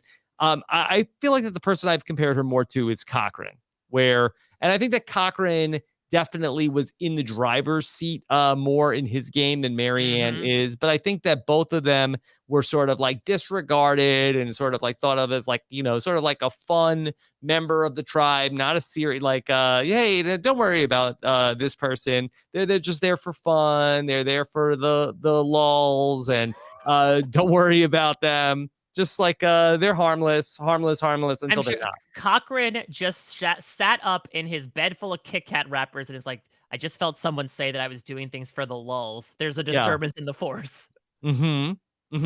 Yeah. So I think that's probably one of the better. I see what you're saying of like that Fabio was like but I think that Fabio was more like disregarded like appropriately. Yeah, I mean, certainly I think Marianne has more game awareness than Fabio. And he was a physical and then like he was like had some athletic prowess where did he win out, Fabio? He did. He won the final 3, I think, final 3 immunities. But I will also say, though, on top of that, I think what differs Cochran from Marianne is Cochran was a part of that controlling majority for the entire game. Whereas Marianne certainly had people in her corner, but I would not say that she was necessarily in control. Right. This would be a little bit more like if the South Pacific Cochran ended up sort of like, ingratiating himself more into like where maybe like Savaí goes with one of Albert's plans, and then ultimately they take out Coach and take out where Savaí falls apart, and then Cochran finds himself in a spot where he can go on to potentially win.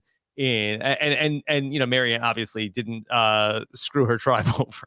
Well, that's the thing, though. She kind of did, and I love that edit as well. That like I was getting at this point. Well, I was getting a sense of that even from the pre-merge of like Taku's presented as a united front, but like there is one Achilles heel, and it's on a foot that has had a toenail falling off 2 times every year. I think that I really love the storytelling that's set up.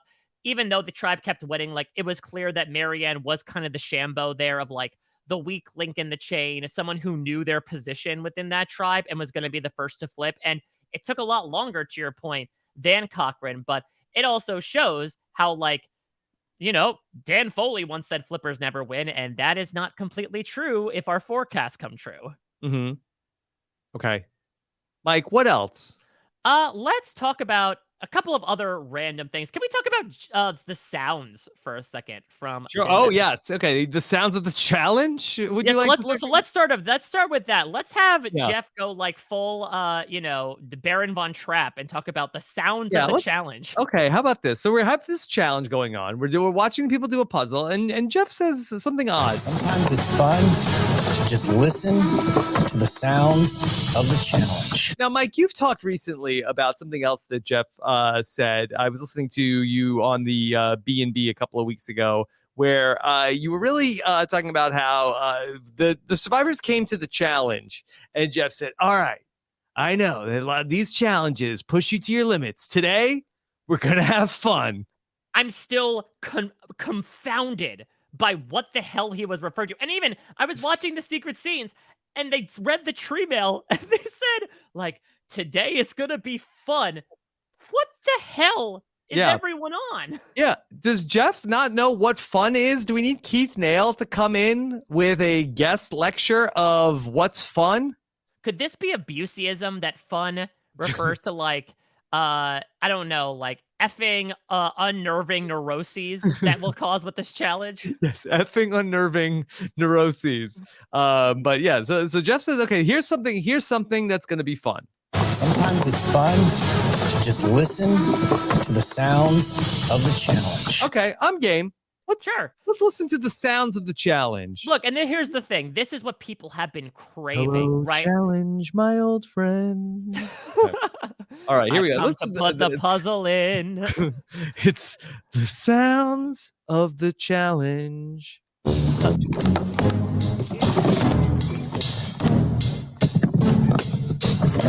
Is the challenge a Curb Your Enthusiasm episode? I mean, this was sort of Omar's fate. Like, can someone please cut in like the Omar blindside with the Curb Your Enthusiasm music as the votes come in? And he's like, we're looking at Mary, like, you did it? I did it. Blah, blah, blah.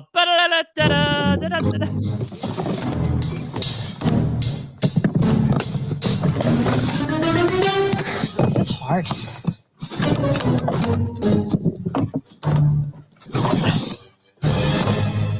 What was fun about that? Jeff gave up. I'm just gonna shut up for a second. Sometimes it's fun just to listen to the players make a puzzle.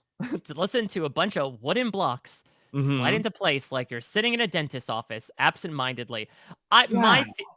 My theory is that Jeff crashed, that he came in way too hot. Because another thing that he did was, I don't know if you knew this, but like, or if you saw this, but when Jeff like finished introducing the challenge, like worth playing for, and he went, "Let's do it, final six!" And he like charged them like he was about to tackle them, like he's the William the Refrigerator Perry. Whoa. About to do the We love 85 Bears references, Mike. Yeah, the Probsty Bowl shuffle. But that Coach like Mike will appreciate that. Mikey Likey. Coach Mikey Likey. Exactly. But I think that for some reason, maybe Jeff expended all his energy there at the end. He's just like, maybe he's like Jonathan, like I'm gassed out. I can only take in so many calories a day. I'm just gonna go lay down for a second in that chair, in that hammock. You all just pilot yourselves for a second. We're gonna take a page out of season 24. Yeah. Just do a challenge yourself. How about that? I mean, listen, I love what the sound editors have been doing with like onomatopoeizing. I don't think that's a word, but to setting the beat of the challenge to some of the music. This one felt like a bit of a miss, I would say. Bit of a miss, considering that they had to add music in to be like, we're listening to the sounds of the challenge. Unless there is a man, unless Matt Van Wagenen is on the freaking trombone standing off camera playing along, I don't think that's happening. What other sounds did you want to comment on? Okay, so listen, maybe the Pentaveret has got me all caught up in conspiracy theories. Rob, can you go to the music that played this episode when they were voting? Okay. Because I want you to listen to the lyrics really hard. Oh, there's lyrics. Okay. Yes, there are. All right. Let me see. Let me go to my handy dandy Paramount Plus. Go to the VT. I meant to say that that Survivor 18.0 is going to be on Paramount Minus. Oh, I like that, where it's just like virtual reality, where you are in there with the contestants. So that way, Jeff points to you, and it automatically brings you into the simulation. Okay. Also, this episode was called Caterpillar to a Butterfly, and it was a Marianne quote about Omar. Yeah, I mean, that makes sense, right? Like, he should get all the animal references. I know that it's odd, though, because usually he's a bird guy, not a butterfly guy. Yeah, it's just weird that was the episode title, and you would think it would be Marianne like referring to herself in this moment. Yeah, but maybe that's that thing of like one finger points at you and four fingers are pointing back at yourself. Yeah, like, and I guess right. If you have to declare it, then it's not true. Could it be foreshadowing? Because we know canonically in Survivor, butterflies are just dead relatives saying hello. Could this have been true. Like the kiss, its own kiss of death? That if you call someone a butterfly, they're going to be dead soon. Oh my God! All right. And not like in our murder mystery party. Exactly. Oh, I think the butterfly did this one with the idol nullifier. Okay. All right. So let's get to. It is time to vote. Lindsay, you're up. Okay. Play it from there. Yes. Let's do it. Okay. Here we go. You're up.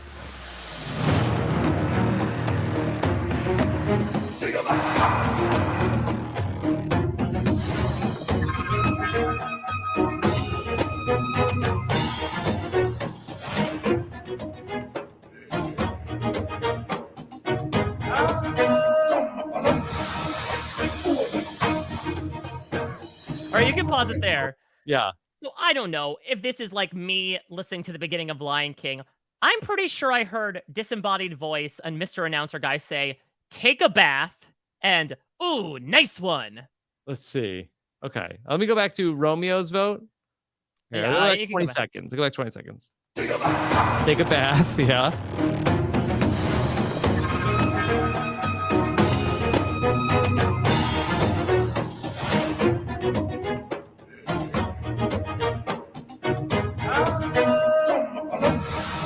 Was that nice one? No, keep going. There we go. there it is. Yeah, I don't know what what is that? What is that chanting that's going on in the episodes? Is that Fijian? Has anybody checked this out? Well, so I have a theory. I think Boston Rob never left. I think he's been in that booth, like on his own Ghost Island, slowly maturing. I think they took clips of his commentary and turned it into sort of like the backing track. Oh, so like this is like, okay, when they get their loved ones visit at the sanctuary, where it's just like they're projected, a machine that projects voices out. Yeah. or sort of like how, if you might take like sourced audio, like take It's a Hard Knock Life and like source it into another song, right? Like it's taking Boston Rob saying like, take a bath. And it's like, take a bath, take a bath. Hey, that's one of the Boston Rob rule book rules. Nice one. And then you just like you DMX it a little bit, you put it through the vocoder, and then you produce something. So I noticed that there was one like earlier on in the season where I think like after Omar was on screen, I'm pretty sure I heard the voice go, Omar. So like it honestly might be, it might be Little John the more that I think about it. They might have hired Little John to do a little bit of his own hype calls about Survivor while he's commentating on the show. Okay. Mike, that was some great audio analysis, for sure. I think I've hopefully turned people on to just listening to the lyrics next season. Actually, can I also say something that has been stuck rent-free in my brain? Please. That might ruin you. Oh, no. I don't want to be ruined. I'm gonna wreck you, Rob. Oh no. I'm gonna damage What you. are you gonna do to me?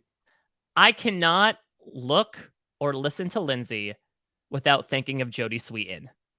Why? She reminds me so much of Jodie Sweetin. I don't know if it's like beyond Does she have an inner ear infection? I mean, maybe that's one reason why she's so cranky about Jonathan. But like, for whatever reason, whether it's her mannerisms, her vocal tics, the energy with which she delivers things, like all I can think of, maybe it's the blonde hair as well. All I can think of is Stephanie frickin' Tanner, and I can't get it out of my head. Yeah, Howard, that's what she says to Jonathan every time he wins immunity. I think he said she was Stephanie LaGrossa in the preseason, not Stephanie Tanner. I mean, maybe she's all Stephanie's all at once. Maybe. I mean, I don't know. For some reason, it's just like the mannerisms, the vocal I'll have to look tics. for that. I don't notice in maybe the brief time that we'll see her. I don't know if you have social media, but we should probably dote on some other stuff from some exit Okay, good. I just have one other thing as we're talking about audio clips. That I felt, everybody talks about Jonathan the Goliath, Jonathan the challenge beast, but maybe there's some insecurities here with Jonathan, because I noticed some negative self-talk from Jonathan this week. Here's Jonathan as he was struggling in the challenge this week. This might have been when he was doing the table maze. Jonathan very close to winning it. Jonathan dropped. Idiot. Yeah. He referred to himself as Jonathan Idiot. Yeah, Napola John Dynamite. Jonathan Idiot. Come on, you freaking idiot. Do the maze. God. Well, I mean, listen, it's understandable. He has a voice in his head keep telling him to take a bath. So I think he's just got it rent-free in his head. Jonathan Idiot. God. Come on. Oh. Okay. All right. So Mikey would like to talk about some social media. And I guess, Mike, why don't we start off with something that you found this week? Yes, I dug something up here from another one of our exit interviews from our colleague, Dalton Ross. So he asked a very interesting question to Omar that I think might show that the cast overall dynamic may not be as sweet as the cake that we may think on the surface. So Dalton Ross asked Omar, you said you made some people mad. Did you feel that at all when you got to Ponderosa? Were there some people that had words for you? And Omar said, I would say my Ponderosa experience was very uncomfortable. And, when you make moves the way that I did, you have to understand that it's going to come with some sort of heat. I guess that was the option that he chose for the reward. I just think that for some people, it went a little bit beyond that. And it was taken to a very personal level that was beyond the game, that was kind of ugly. Beyond the game. Oh, yes, if only. Mamma mia. How many snake eggs do you think Omar? Well, Omar actually, I think, would find a good home for those snake eggs. He knows how to take care of them. But it was not a pleasant experience necessarily. I think that was kind of amends to, if I'm a big monster, then you didn't do that bad of a job kind of thing. It got kind of taken a bit too far, I would say. Whether that would have affected the end outcome, I don't know, because there's so much that can happen. But I thought it was a bit sad to see the perception of, oh, what great sports. And then seeing the other side of it was kind of hard, I would say, and a little bit disappointing, but that's the game too. So Interesting. seems like Omar, despite talking about getting some heat on him, had a bit of a frosty reception at Ponderosa. Okay. Which is interesting. And now we know that this isn't in response to that directly, but I also know that Mr. High did not have some kind words for Dr. Omar upon some other things that were said about him. Well, just to go back to the Omar reception of Ponderosa, boy, it would be great if there was some way that we could see what was happening at the Ponderosa. They should I mean, this is just like, we're 3+ hours into a Survivor podcast. But one of the things that would be cool is if they could do like a series that would profile like what happens to the player's life after they don't have to do it for the pre-merge, but like, with the people that are gonna be on the jury, like it would be cool if we could sort of like see like what they're doing like outside of the game. Rob, this is a ridiculous concept. They're out of the game. What do you think they're doing? Like making RHAP videos, running all around like they're a chicken with their head cut off, trying to create a Survivor Mount Rushmore, teaching a course on variance? Who would tune in to these cockamamie activities? I guess so. I guess it's too wild. We would rather let the mystery happen and just go off of the basic 3 shots we get at the jury every single week to figure out how people would vote. Thank you very much. I will take my chicken and veggies and I will gladly shovel them down my gullet. Okay. So do you want to talk about then the response to Omar's questions? Yeah, so it's interesting because this isn't in like direct response, but I think also kind of answers Omar's questions. Because of course, the question, much like the pigeon that turned into the owl that is Omar, the question is who? Who could it possibly have been? Yeah. And who was it, Mike? Well, I think that if this is Survivor 18.0 and Jeff says, all right, it's your turn. Put your finger inside the box to pick the button of the player that you think committed the murder, lest you lose that finger yourself. I think it's like a metal box with like just a singular red button like on guillotine. it. Yeah, exactly. But I think that High certainly had some feelings towards Omar. Now, this is definitely referring to a different part of the interview when, I certainly asked about it. Dalton did as well about the lie against High. And Omar came with the corner of, well, it wasn't really a lie. It's more so like I had that feeling that High felt that way about Omar. And so I just sort of put words in his mouth. And High was not particularly happy about that. And something tells me when this is like playing out a conversation that happened nearly a year ago when Omar arrived at Ponderosa and like admitted to High about what happened, that he was not particularly thrilled about that reality either. Okay. So what do we have here? A tweet from High?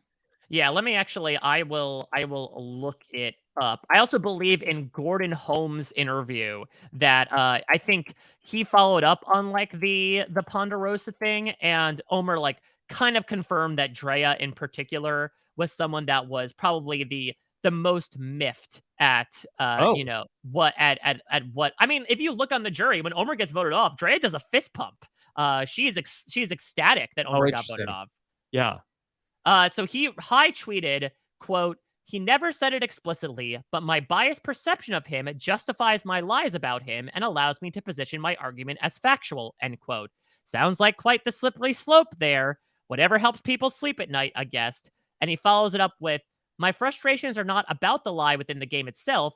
It's about words still being put in my mouth 1 year post-game and exit interviews." So whose interview is High quoting? So I believe he actually directly referred to the Dalton interview. But because basically like what he ends up referring to, I'm pretty sure, is a quote from Dalton's interview where I'm looking here, just trying to find the place for it.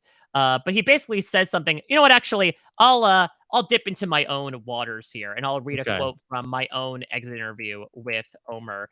Because if you recall, Omar, while sitting under the stars with Mike, eating, pizza until it came out of their ears, as he would say, As Mike said, he yeah. yeah, he brought up this thing of like, you won't believe what Hai said. He said that Mike is just my puppet. I have him wrapped around my finger that I haven't chopped off yet because it's not Survivor 18.0. And so I had sort of asked him, like, what made you decide that you would want to do this? And so he basically said, stretching here. Yeah, you're doing a fantastic job. It was such a wonderful episode when they went to the sanctuary, and we saw when Omar bonded with Mike and said that said you're his puppet. Yes, playing exactly. you. So he says, I know there's some contention about whether he says, I nudged that along. It wasn't really that big of a lie.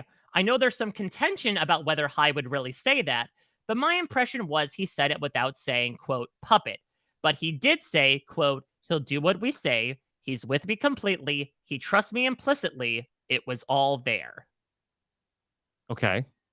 So essentially what Omar is saying is like, well, you said it without saying it. And Hai is essentially arguing, I did not say it. Why are you saying that I essentially said it? Yeah. And so it's interesting because I think with Hai, Drea, and Omar's exits in particular, and like a bit of Tori, you talked about this with Adam, that there's been a bit of like a reputation among this cast of like, it's kumbaya. As much as Mike said that the kumbaya with the Oomba, the Aya was out the window to his holy crap Aya, holy doo-doo Aya, that So- it... Go ahead. I would say that so this environment of and maybe the 26-day game maybe is a saltier jury because the game is that it's so fresh that they're out of the game. And I would say that environment also, I think, favors Marianne, and I think favors the person who has the least blood on their hands, because Marianne makes a big move, gets out a person who the Drea and Hais of the world are salty with in Omar. And I think that, whoever she's up against, I think is not going to have those big, heavy hitters. The people that dominated the game also dominate the jury. And look at the heavy hitters and the power players from last season, and they were on the jury. Who were they mad at? Yeah, Not Erica. Not Erica. They were mad at Deshaun. What did they have to be mad at Erica for? Yeah, exactly. Well, for her, it was also this idea, much like Marianne, right? Of like, it was survival mode for you. It was eat or be eaten. Like, you were on the bottom. I mean, how could Shan be mad at Erica when she was going to get rid of Erica? Right. And what did Erica ever do to Shan? Like that Erica had no blood on her hands.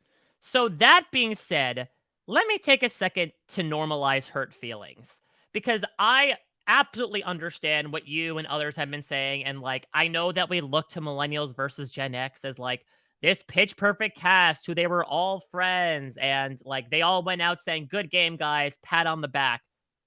This might be a hot take. I don't know if I necessarily want to see that all the time. I'm okay with people having hurt feelings. This is a stressful game. There's a lot at stake. Okay.